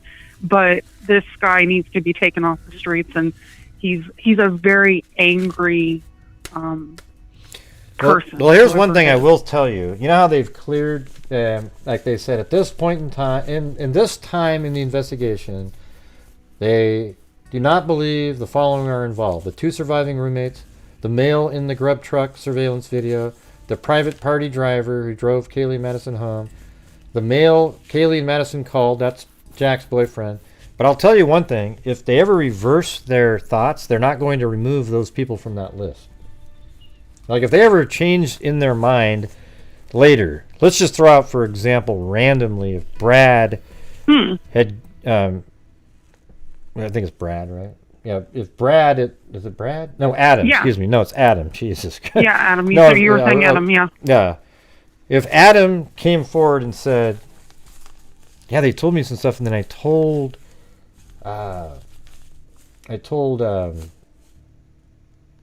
now my brain is just totally Jack. That he told there's so many names popping in the head. that if Adam said that he told Jack something that Madison told him, and then it absolutely made Jack freak out, and he took off, and he told police that they're not going to remove his name from that list of people they cleared, because that would be like an obvious, glaring omission from a list that was already created. Right? Well, they're under a lot of pressure, I'm sure, to solve this case. I'm sure they are, you know.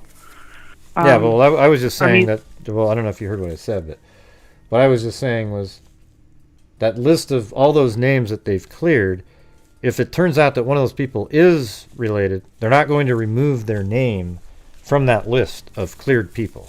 Because as soon as you do that, you'd say, oh my God, he must be a suspect because they removed the name. That's how sleuths would do it, right? So it could go back to one of those people that was cleared already. They're just not going to remove that from the list. Does everybody agree with what I'm saying? I mean, I don't know. That just feels like it'd be stupid to remove their name, because then you're telling the world that that person is a suspect now. So, I mean, if I'm understanding what you're saying is I mean, that you're pretty sure that they probably have cleared these people, right? I mean, well, they might have originally, but what I'm saying, let's just say, okay, so Jack, the ex-boyfriend, right? Let's just say that Adam, the person that was walking, they say, what'd you tell Adam? What'd you say to Adam? And she said, I told Adam everything. Then he goes home, and the everything that was told was something that really affected, I mean, this is all speculation here, but it really affected Jack and his thoughts, and it made him angry. And then the police decided, wait, we need to relook at this guy again.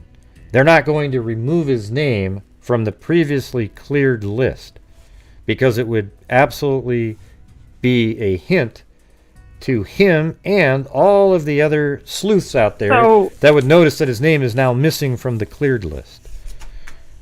So basically, if they found other evidence that they thought later on might implicate them, they're going to have to be really freaking sure that this is their guy before they publicly go back out and say, we think it's this person, basically. Well, they're not going to remove his name from the list, even if they're onto that person, because they don't want to get. That would be an absolute hint and a glaring.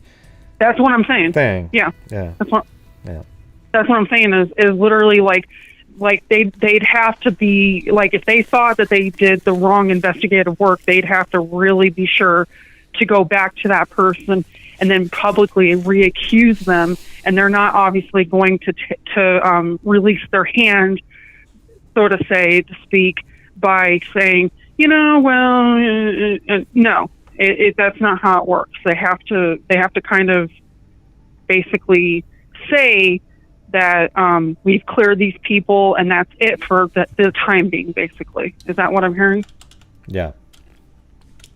So, I mean, I get that, and I wonder what kind of corroborating evidence. I mean, we have no right to know as a public, about their evidence that they have, because that's their case. They have to, like you said already, they have to have their ducks in a row to prosecute somebody, basically. So I hope that makes sense what I'm saying. I know I can be kind of, like I said, windy. Yeah. So. All right. Well, anything else? That's about it. That's about all. That's really about what I have. And I mean, I want to let you know that I am still, I'm still watching your channel. I know that you've got plenty going on, and I wanted to make sure that you're aware that I try my best. I've been a. Oh yeah, I see you around here. I've tried to support you as much as I can, but I've had to take on a lot personally. So yeah, no, I mean, nobody. I don't really. The thing is I don't want people. You're always supporting the channel, and everything. The thing is if you're talking about financially or whatever, I don't want people to send a nickel in and don't feel bad or anything if like you're struggling and it doesn't. You just can't do it. Okay, now if you can afford to help the channel out or whatever, because a lot of people are still in the same situation they've been in. There's people are, like if, for example, if you're a nurse or something, you didn't lose there. It isn't like the economy slowed down your work. In fact, it's probably like you're busier than you ever were at this point. But yeah, I don't want people sending, you don't have to, nobody has to feel bad at all if they, if you can't afford to.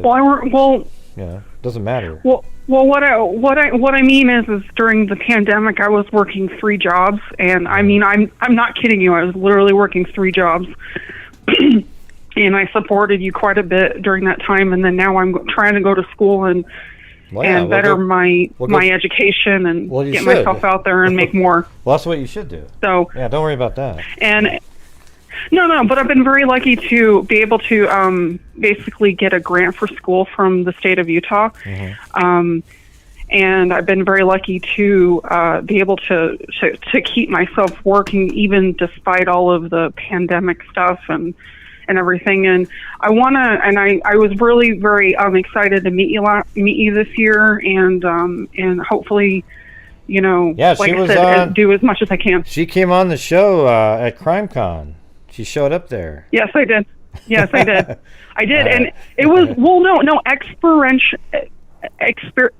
so experiences to me are everything. I mean, I know that you can make all the money in the world, but if you have no way to spend it and to see the world and to find out really cool things, because for instance, you went to Australia many years ago, and I mean, I'm sure that was very, very cool for you.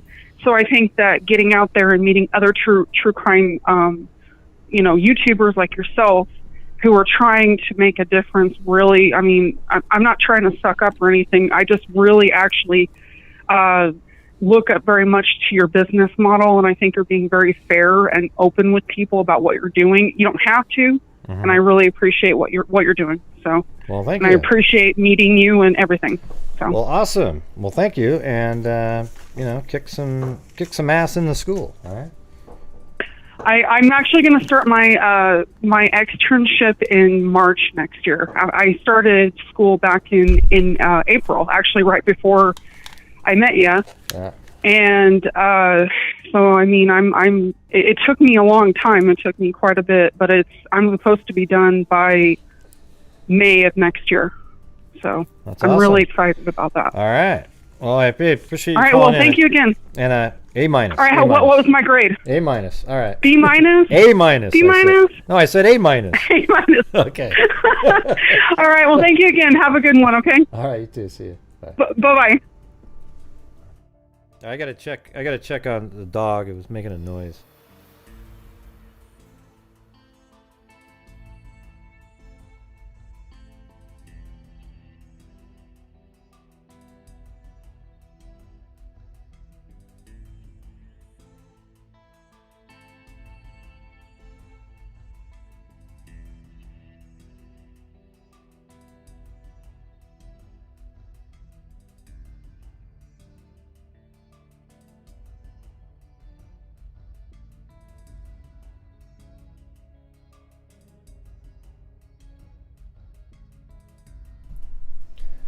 Well, thanks, Sarita, for Gwendolyn B.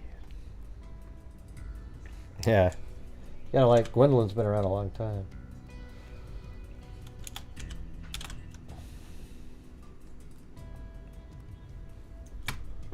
Okay, I got other calls here. I'm going to lock it up, though. Here we go. And don't forget to hit that subscribe button out there if you're watching. And hit the like button as well. That'd be awesome. What are we at now? Only at 785. What a tragedy. Now, listen to this, everybody. Right below the video, there is a like button. What you do is you take your thumb out and you press the button. All right. Hello, Moofies. Hey, Gray. What's going on, Moofies?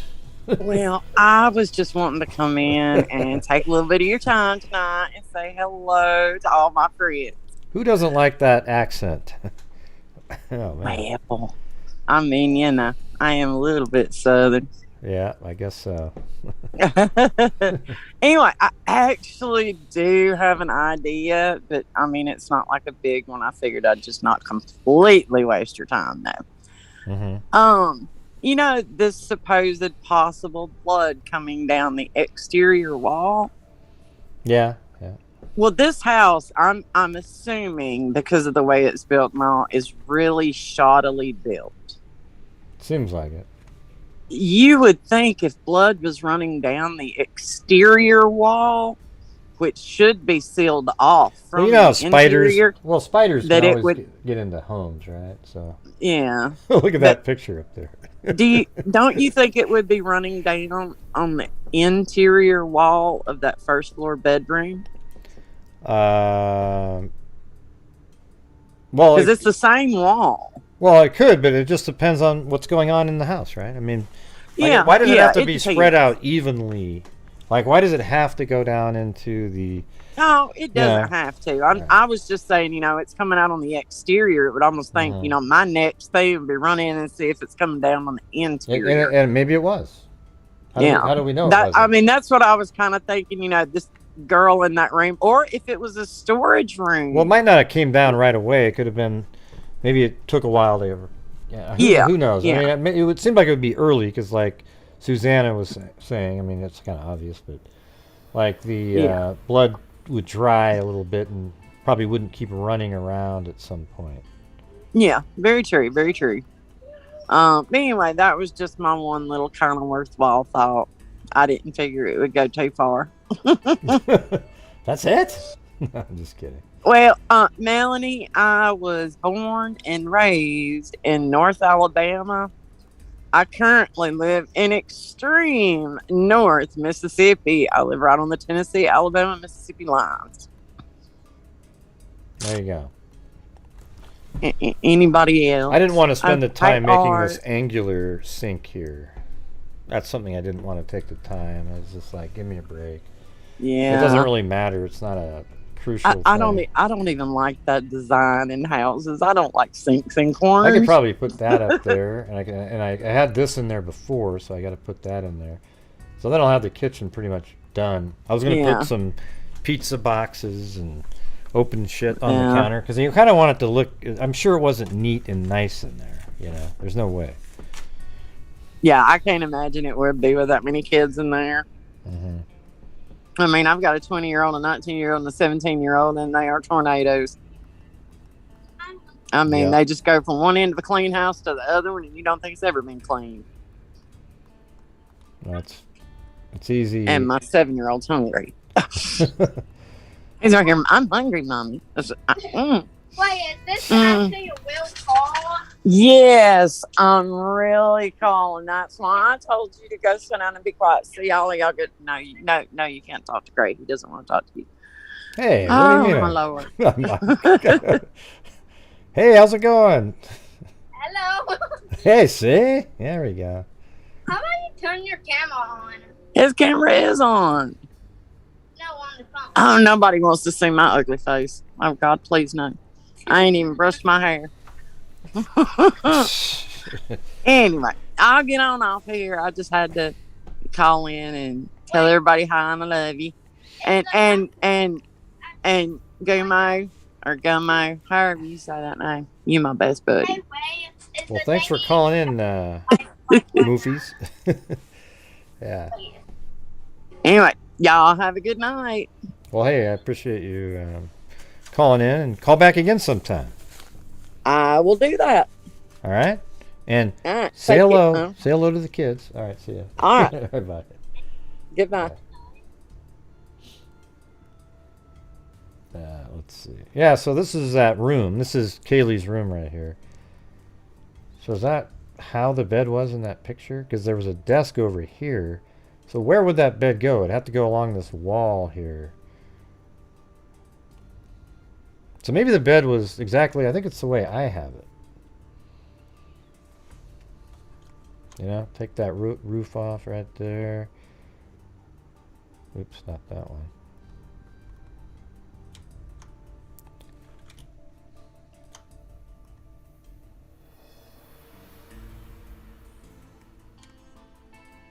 Yeah. See, to me that makes more sense. If there's a desk over there.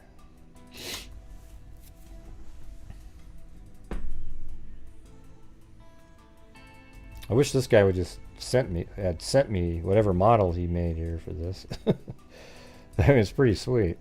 I don't have time to do all these other things, but I was gonna maybe put the wood floor in there, and got to get this closet in over here, and get the deck going again. And this is Kaylee. This is Madison's room. Look how little this room is on here. And so I have this whole room set up pretty much just like that. So if you go to my video here, yeah, well, you can see it right here. See, there's the window, and then the closet, and a bed that I have sitting there. And it's just like that. See, so pretty good. Anyway, let me get this. 906, you're on. Hello, is this Gary? No, it's Larry. Oh, Larry, how you doing? Yeah, not too bad. Who's this? This is Ed from Michigan. Oh yeah, cool. Yeah, my name is Gray, not Gary. Gray, sorry about that. Anyway, Yeah. what I was thinking, you know, these girls, it seemed like one of them called, or each of them had tried to call one of their ex-boyfriends. Mm-hmm. You know, that very before the murder, like one of them made 5 calls, one of them made 4 calls. Am I correct? Was it one of them, one of their ex-boyfriends? Yeah, well, Kaylee called her own ex-boyfriend 6 times from 2:26 a.m. to 2:44 a.m. And then her friend, Madison, either Madison called or Kaylee said, let me use your phone. Maybe you'll answer if he thinks it's from you. We don't really know. But called from her phone 3 times up until from 2:44 to 2:52. And then called, and then Kaylee herself used her phone, called him again at 2:52.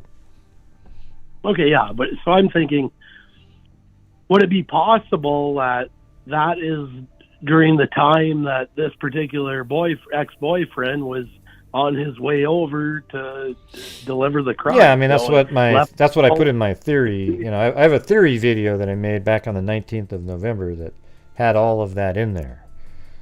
You know, okay, that's what he was doing. I mean, you know, but they seem to have cleared him, so you got to have to, you know, not do that, because either, you know, if he really isn't involved and they're saying that he isn't, then to keep covering him isn't really responsible. I mean, although you know, I mention him from time to time as of what made him interesting, yet they've cleared him apparently. Yeah, So, apparently, you know, but they could just be doing that. Yeah. To me, it just seems like, you know, even when there's just a single murder, it seems like there's lots of DNA in it. You know, they can solve murders with just one, but when you have 4, you quadruple the evidence. I mean, well, you quadruple the chances of there being, because there's quadruple the chance. Yeah, because there's 4 victims' blood. That doesn't mean that the killer's blood was there. But if he attacked 4 people, all 4 of them might have got something off of the killer, right? Oh, thanks, PS. For up sure. there. I mean, it multiplies it by 4. I mean, if this was a neighbor or a boyfriend, or, you know, I have a couple different theories on this. Like, how would they not have any after 6 weeks? It makes me believe that this is going to go cold if they don't have any evidence on any people, like, in relations with these girls. And I don't know. It just doesn't seem even probable that after 6 weeks they couldn't figure out if it was someone they knew. They have lots of avenues to get to the bottom of it if it was, I believe. Mm-hmm. Yeah. I mean, I don't know. I mean, is it possible that if they're a neighbor, they could sneak in and do this and then sneak out without, you know, enough, even a speck of evidence that after 6 weeks, investigators. I think they have evidence there. I think they've had DNA and evidence since the beginning, but they weren't in CODIS, so it's going to take time to, get warrants, for example. I mean, their best bet is to get the DNA and do forensic genetic genealogy, because that's just what you do, and it'll lead right to a person, and then you can go worry about getting the warrants. I mean, I'm just saying. I get that. I don't know. It just seems getting old, day after day, week after week, and you just don't hear anything. It doesn't give you the feel that they're where I don't know. I'm getting that.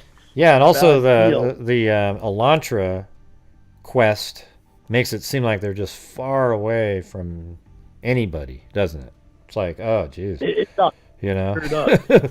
Like, hey, we just want to talk to the guys that might have been driving us along. I think they think the drivers of the Elantra are part of the murders, but the fact that they don't know whose Elantra was, man, that's weird. I mean, they must be really far away. So weird, like crazy weird. How, and I don't know if I don't kind of understand everything. Like, these girls in the morning woke up and they walked out and ran out of the house. I'm not following this. They actually called. Well, those are stories that people came up with running out of the house. Yeah, but basically, let me just say it one more time, because this will be the third time we've discussed that part.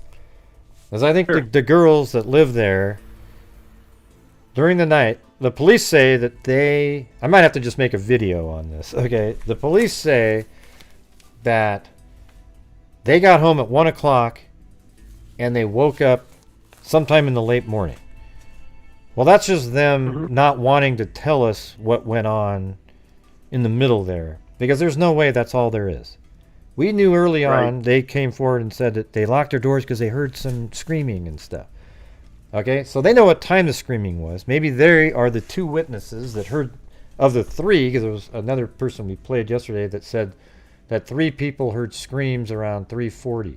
So what if there was the roommates there that heard that, but they weren't sure what it was, because you're in college, you're not going to want to call the police right away. Just kind of picture a time. I don't know if you went to college or most people. I mean, I don't know if you went to college or not, but when you're in there, and if somebody was screaming and yelling, you wouldn't just be like, oh, I'm calling the cops, So anyways, they go to sleep, and then the next morning they wake up and they get up out of bed. One of them gets up and they kind of creep upstairs to see what was going on. And maybe they see something and they yell the person's name that they see, a body, and they're not answering.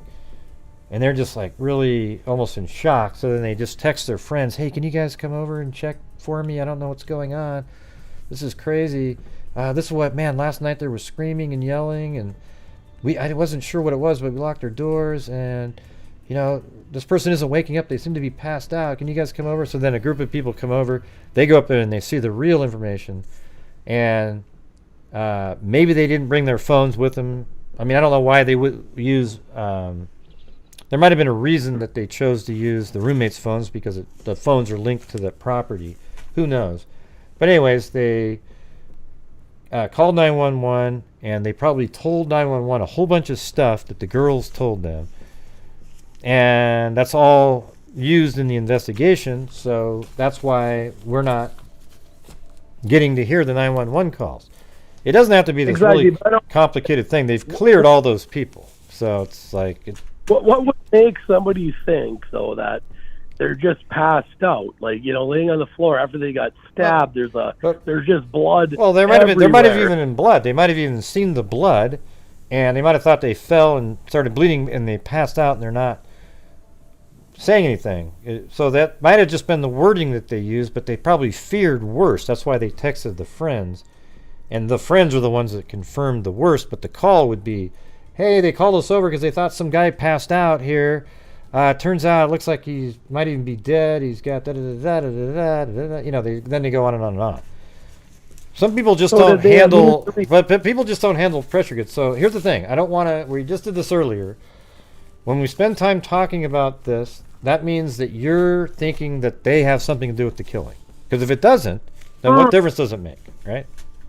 Honestly, I don't think they do. Okay. Now, did after the girls went running out, and they might have called some of their friends, and to what I've heard, that maybe some of the friends had gotten there before any of the police.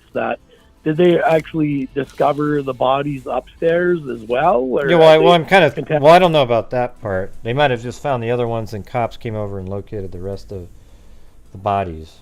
I mean, what'll be really interesting in this case is when they make an arrest, and we get to read the probable cause document.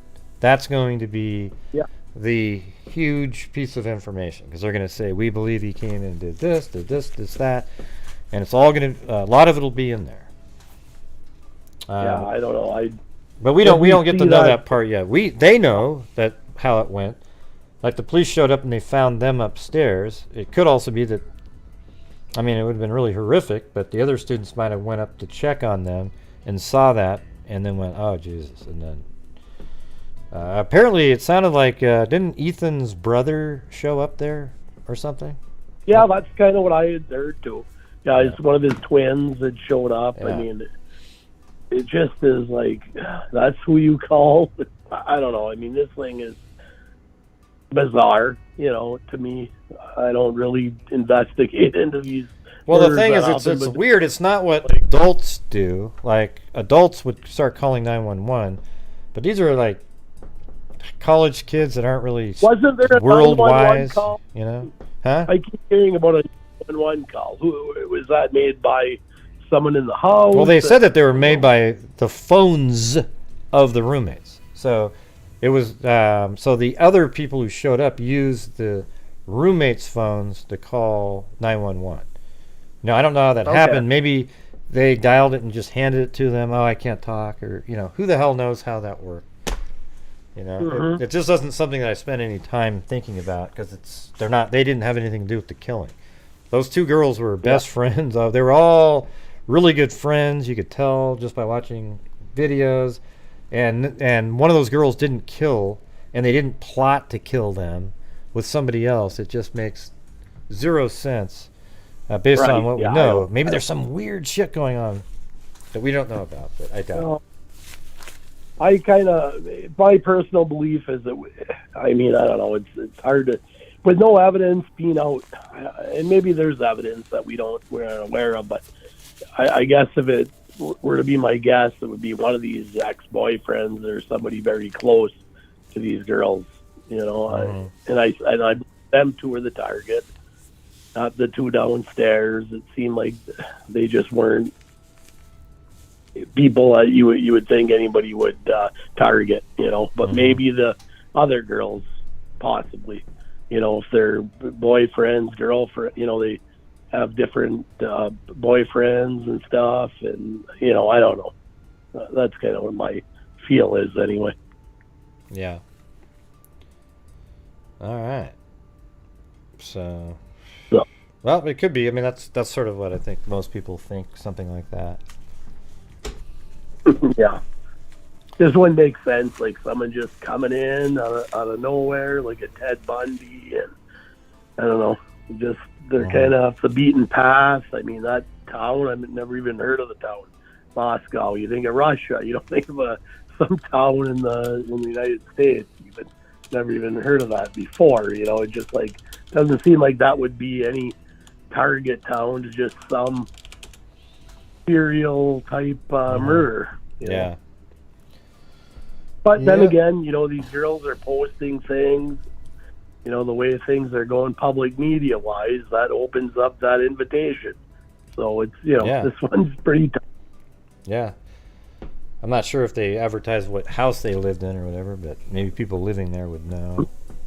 If you live in a town of like these college towns, like where we're from, or I'm up in Michigan, so we got Northern Michigan University, Michigan Tech. I mean, these are towns that aren't that big. I mean, if there's someone that you're looking for on public media, you could probably run into them, one way or another. They post enough, and that's very dangerous.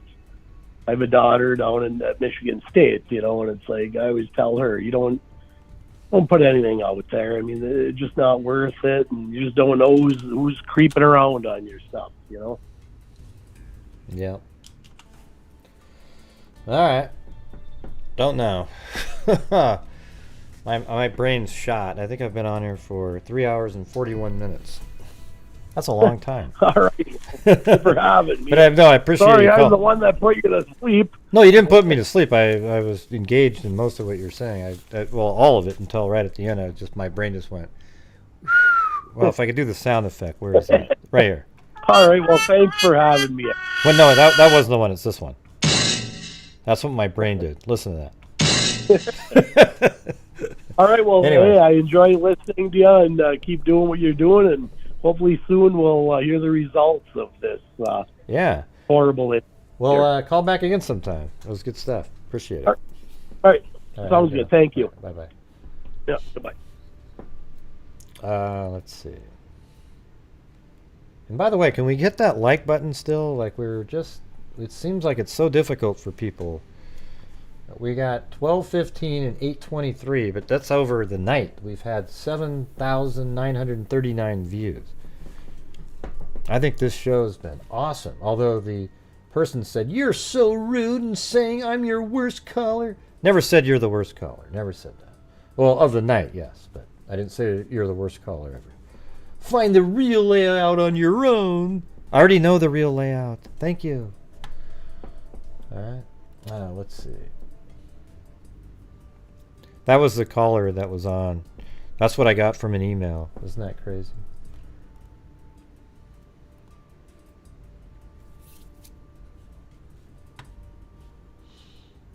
All right.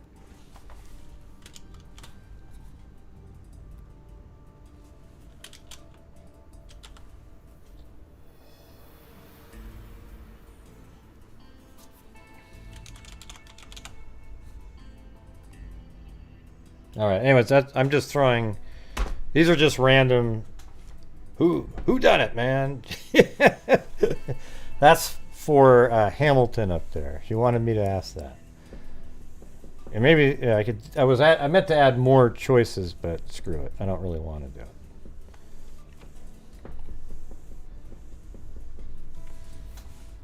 No, she didn't send the pictures. That's what people do when they're whining. If you say something you don't like, they try to punish you by removing links or sending, whatever they sent, they unsend it. It's just, I don't know, it's childish, really.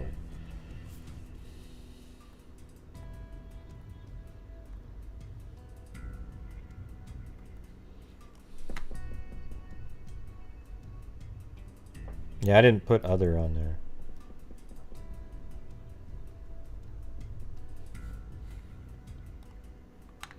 But you do it to me all the time, Zozo.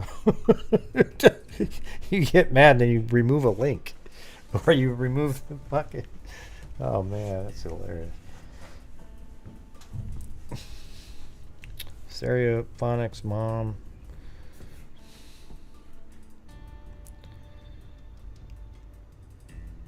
Yeah, just do the neighbor one as the unknown. Okay? Choose neighbor as unknown.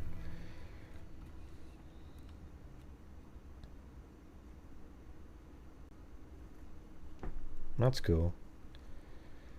89 votes.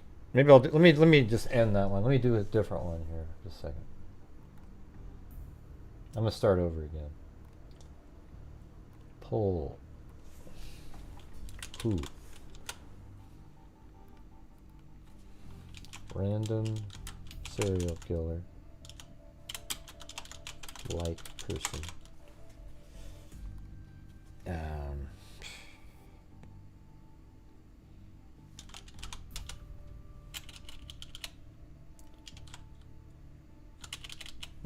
Let's see.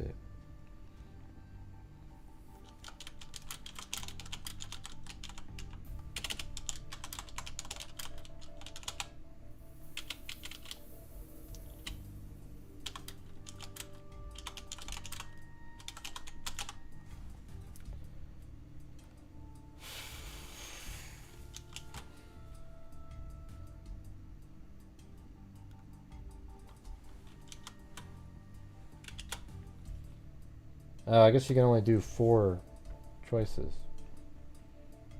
So I'll just make it more generic.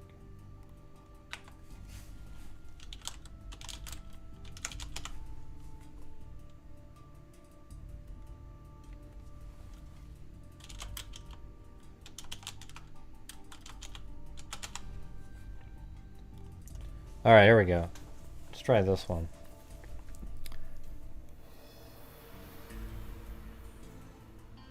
I guess the last two are pretty much the same. Well, not really. The other one, someone close, is somebody closer than a friend, like you know, boyfriend, girlfriend type, you know, stuff like that. Friend circle will just be like, hey, you know. You like that? Those choices better? I think that kind of is better too. You know, it kind of. Good night, Linda Molden Howe of the Cattle Mutilations and Crop Circles. Looks like we're down. We just lost. People sign up so they can chat and throw out bogus shit, and then they unsubscribe right when they're done. About 400 people watching are trolls at this point. And we know that because even after you ask them to please hit the like button, they won't do it. Baloney? What's baloney, Jennifer? I mean, I know what baloney is, but what is, you know, it's a little thin meat. You know what I watched yesterday was the ending of Trains, Planes, and Automobiles. I gotta watch that whole thing again, man. That thing, that's hilarious. I think it's touching too, you know. At the end.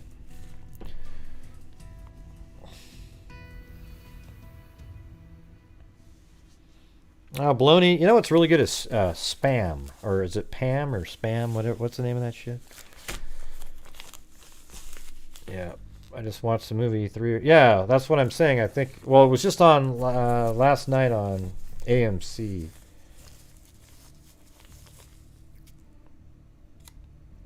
Yeah, Spam. That's good stuff, man. Get about 2 ounces of that. Make an egg, piece of toast.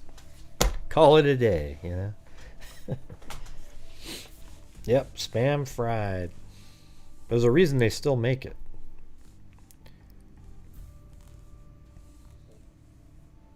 How's it going, Lillian? How you feeling these days? Probably, it seems like you feel a little bit better today. Record.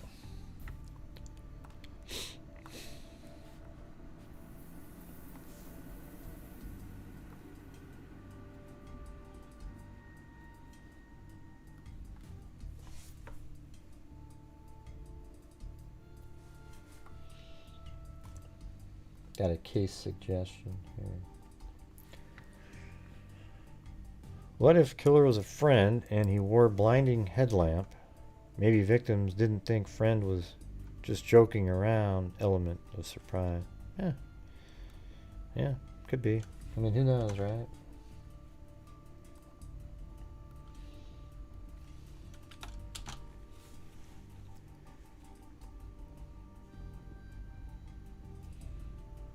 Oh, good. So you didn't. You're doing better then.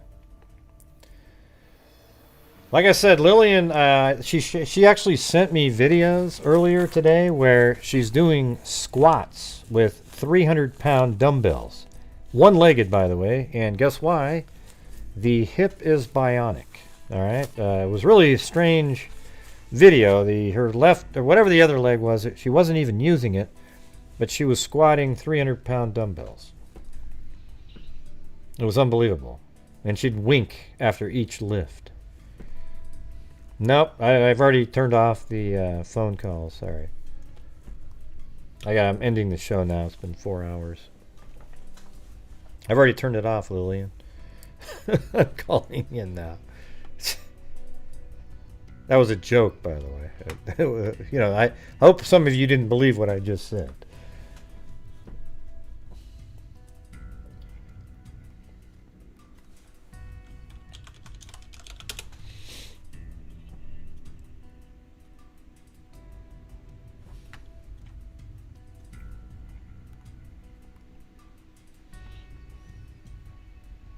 God, it's so windy outside. Makes me nervous. Just so you can hear it.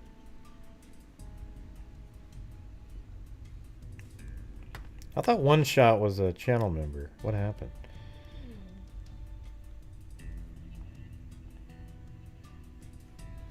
Thanks, Betty Fremont.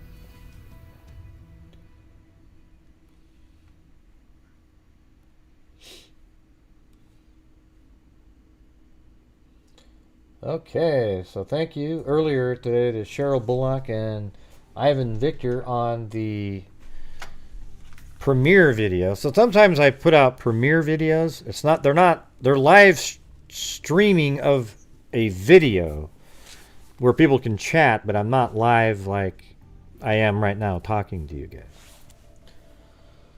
Okay, Caligal 3, Janice Johnson, Ozzy Helen, Paul K, Garden Girl, LMM,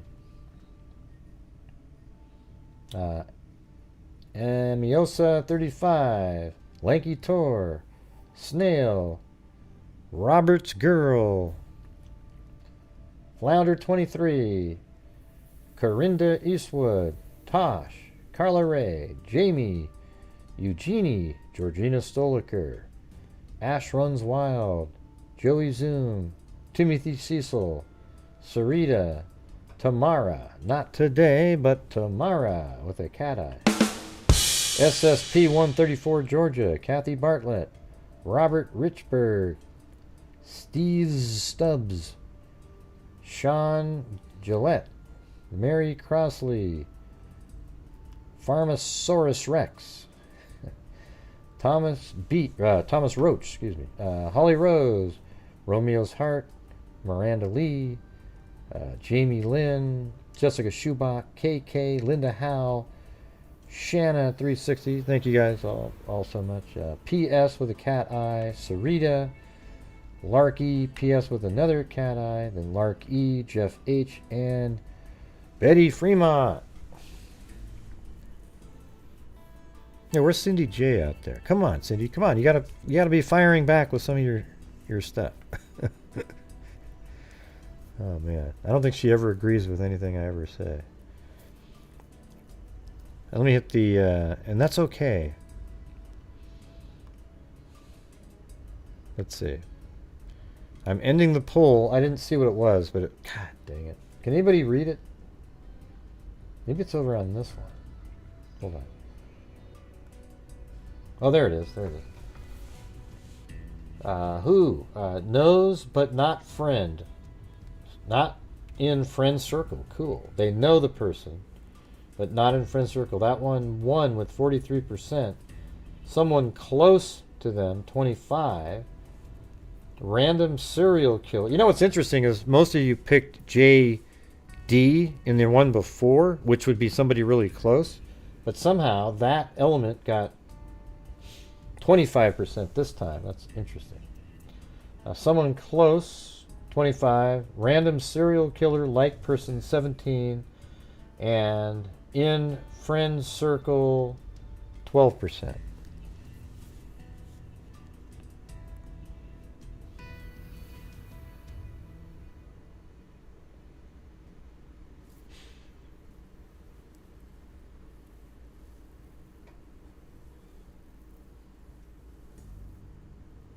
Yeah, that's true.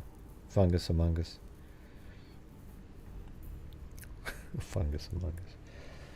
All right, and also thank you on PayPal to I think Lillian was on there. Sorry, I already turned it off. TTJO, Lillian, and Nancy, and Christine.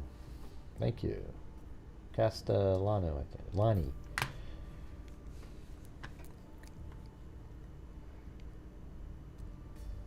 Hey, you should have called in earlier, Lillian, when I had it still open. You waited until right at the end.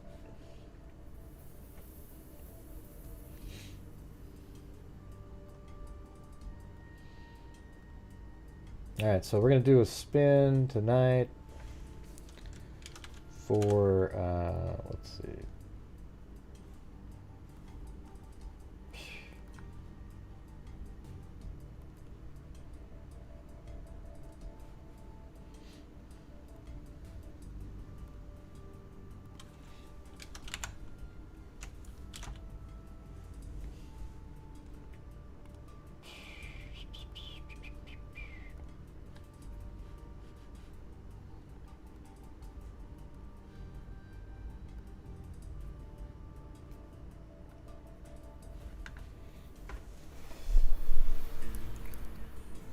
Okay.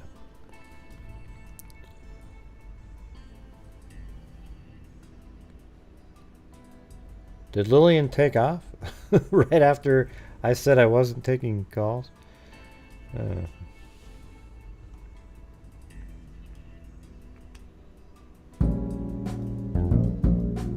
No, there she is.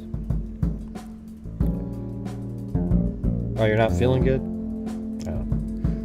Ah, don't worry. You'll feel better tomorrow. Every day you'll feel better. Are you saying you're having fevers still, or?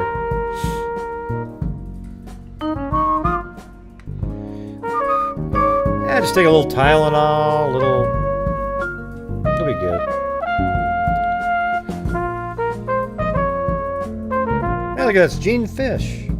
I haven't seen Gene Fish in a million years.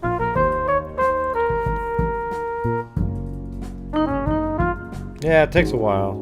It's only been like not even a week yet, right?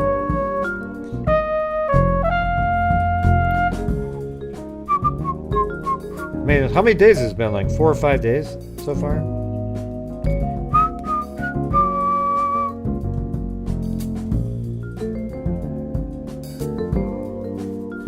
No, it's been 8 days? Oh. Wow. I wish I could say time flies, but Alright, so here we go. We're going to do a...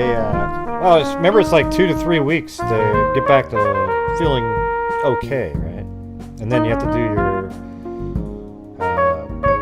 therapy, and then after a while you're going to be running marathons, like I told you.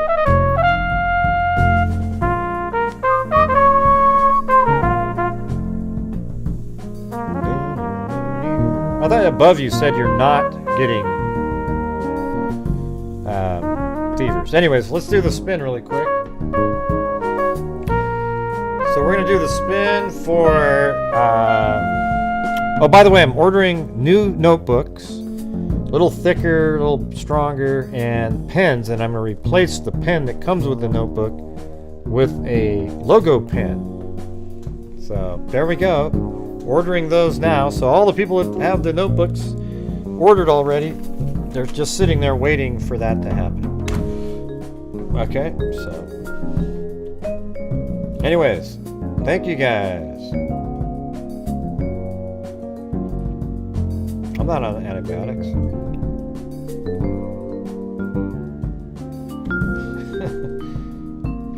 Yeah, I'm sure you have. You probably ripped it apart. Every time I piss you off, you throw darts at it. All right, so we're going to do, how about we'll do a everything mug and a wow, just wow mug. All right, here we go. First one's for the everything mug.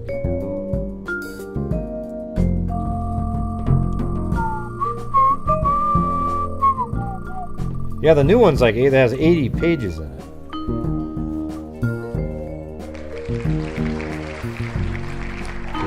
Ash Runs Wild wins the everything mug. Very cool.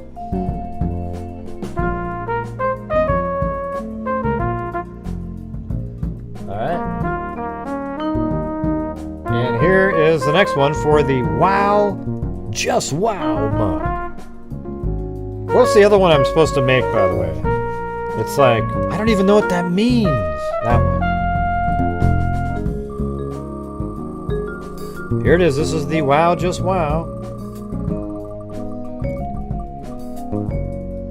Look at that. It might be this account. Oh, this account wins. The Wow, Just Wow mug. There you go, this account. So make sure to send me your address. I don't store addresses, so we'll ship that right off. All right? Very cool. Very cool. Yeah, I don't even know what that means.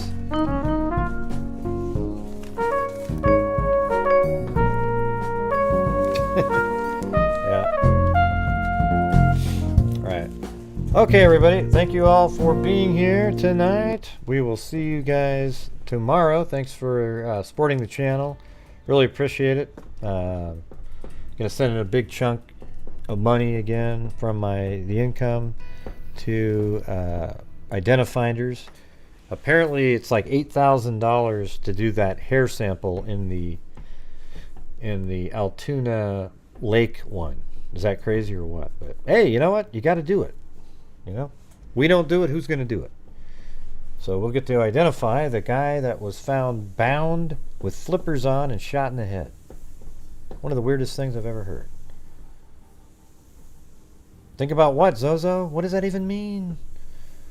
See, I just got the mug thing in there. What does that even mean? So what do you think, Gray? Did you say? About what? Yep. Good night, Lillian. Yeah, I've said it 100,000 times on the show.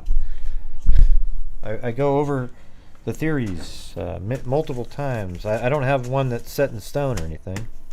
Nobody should, because we just don't know. Right. So anyways, we'll see you guys tomorrow, alright? So until next time, let me go back on the screen. Hello. Testing 1, 3, 2, 1, 2, 3, 1, 2, 3. Testing 1, 2, 3. How come that thing's not moving? Testing? Oh, I think it's... Oh, it was scrolled... I know what was going on. It was scrolled up. So it was frozen on something.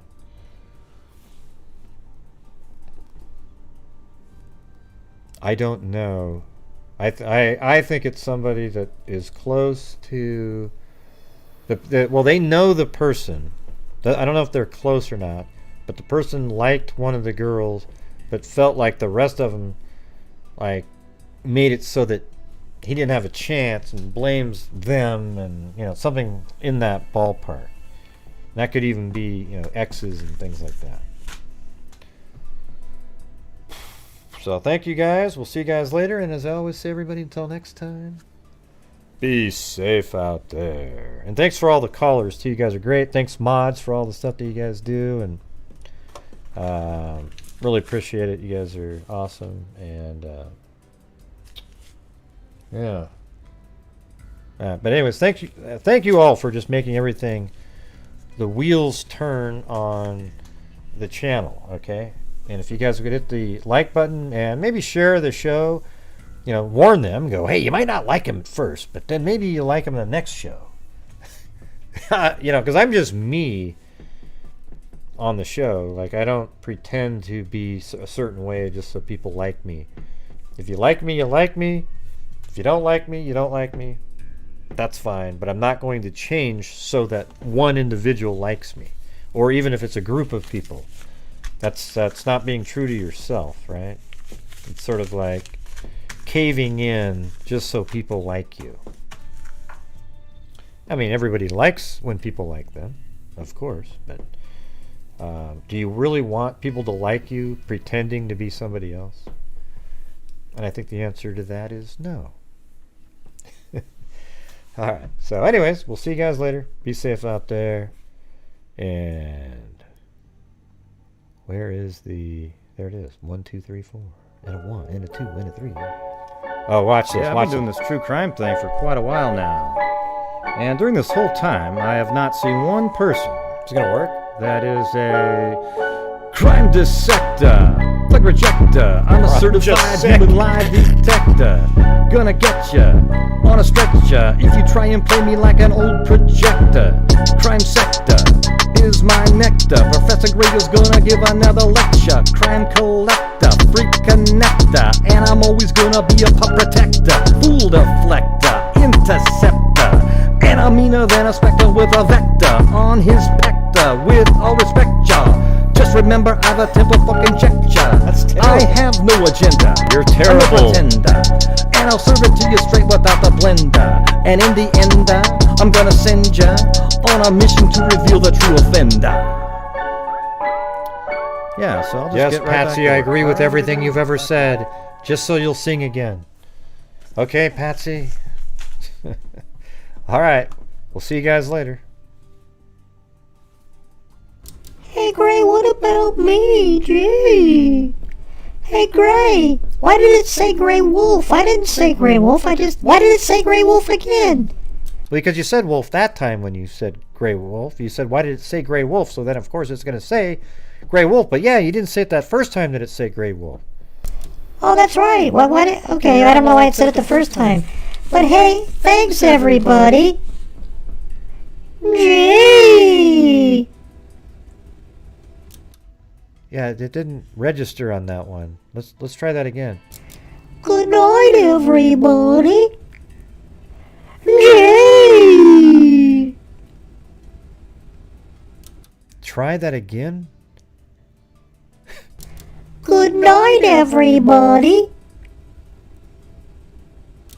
This thing has no way of determining what Mary Lou's saying. I just realized that. Mary Lou is, you know what? You're digital, and it's confusing the computer. What do you mean digital? Well, you're not. Well, I don't want to tell you. It might hurt your feelings, but you're not real. You're a computer. What do you mean, Ray? I thought I was real. Have you ever seen your hand or your feet? Well, no, but I'd never looked for them. But I mean, most people just notice their hands and their feet throughout their life. You don't remember ever just glancing over? Have you ever seen what you look like in a mirror? What do you mean mirror? What are you talking about? Oh boy. Okay. Never mind. You're just fine, Mary Lou. Don't worry about it. Okay. Okay. Thanks, Gray. Good night, everybody. Yeah.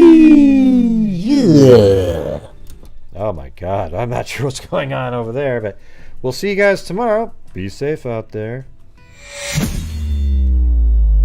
Did you hear what I said? There's mosquitoes the size of bald eagles in that dadgum swamp. Oh my God, it read his words perfectly. I'm fired out of it on 10, down 15. Oh my God, what's he going to do at this 15, I better down beard on 15, 20, I better down beard on 15, better down beard on 20, down 5, better down beard on 30, and 30, and 30, 25, better down beard on 30. You want to put 30, sir, 25, and you're out. I better down beard on 25, better down beard on 30, 30, now 5, I'm 35. 30 plus 30 plus 13, or anything that I'm going to 3,000. What the hell was that saying? Have you lost the last 3 brain cells, or do you just have cabbage for brains? Man, his come out perfectly. Look at that. Did you hear what I said? There's mosquitoes the size of bald eagles in that dadgum swamp. 5 brain cells, 4 aren't working. Wow. How about this one? Huh? Huh? No, it didn't say her. It's the house. Oh, it said but the house. It almost did it. Let's try it again. It's the house. It's the house. Nope. Nope, didn't do it. I'm fired out of it on 10, down 15. Here, let me try this one. 15, I better down beard on 15. Let me try this guy over here. Hold on. He's good. Evil can never be dead enough. Boom. He got it on there too. Awesome. All right, we'll see you guys later. Be safe out there. Goodbye, Gray. Gee. Yes, okay, Mary Lou. Bye.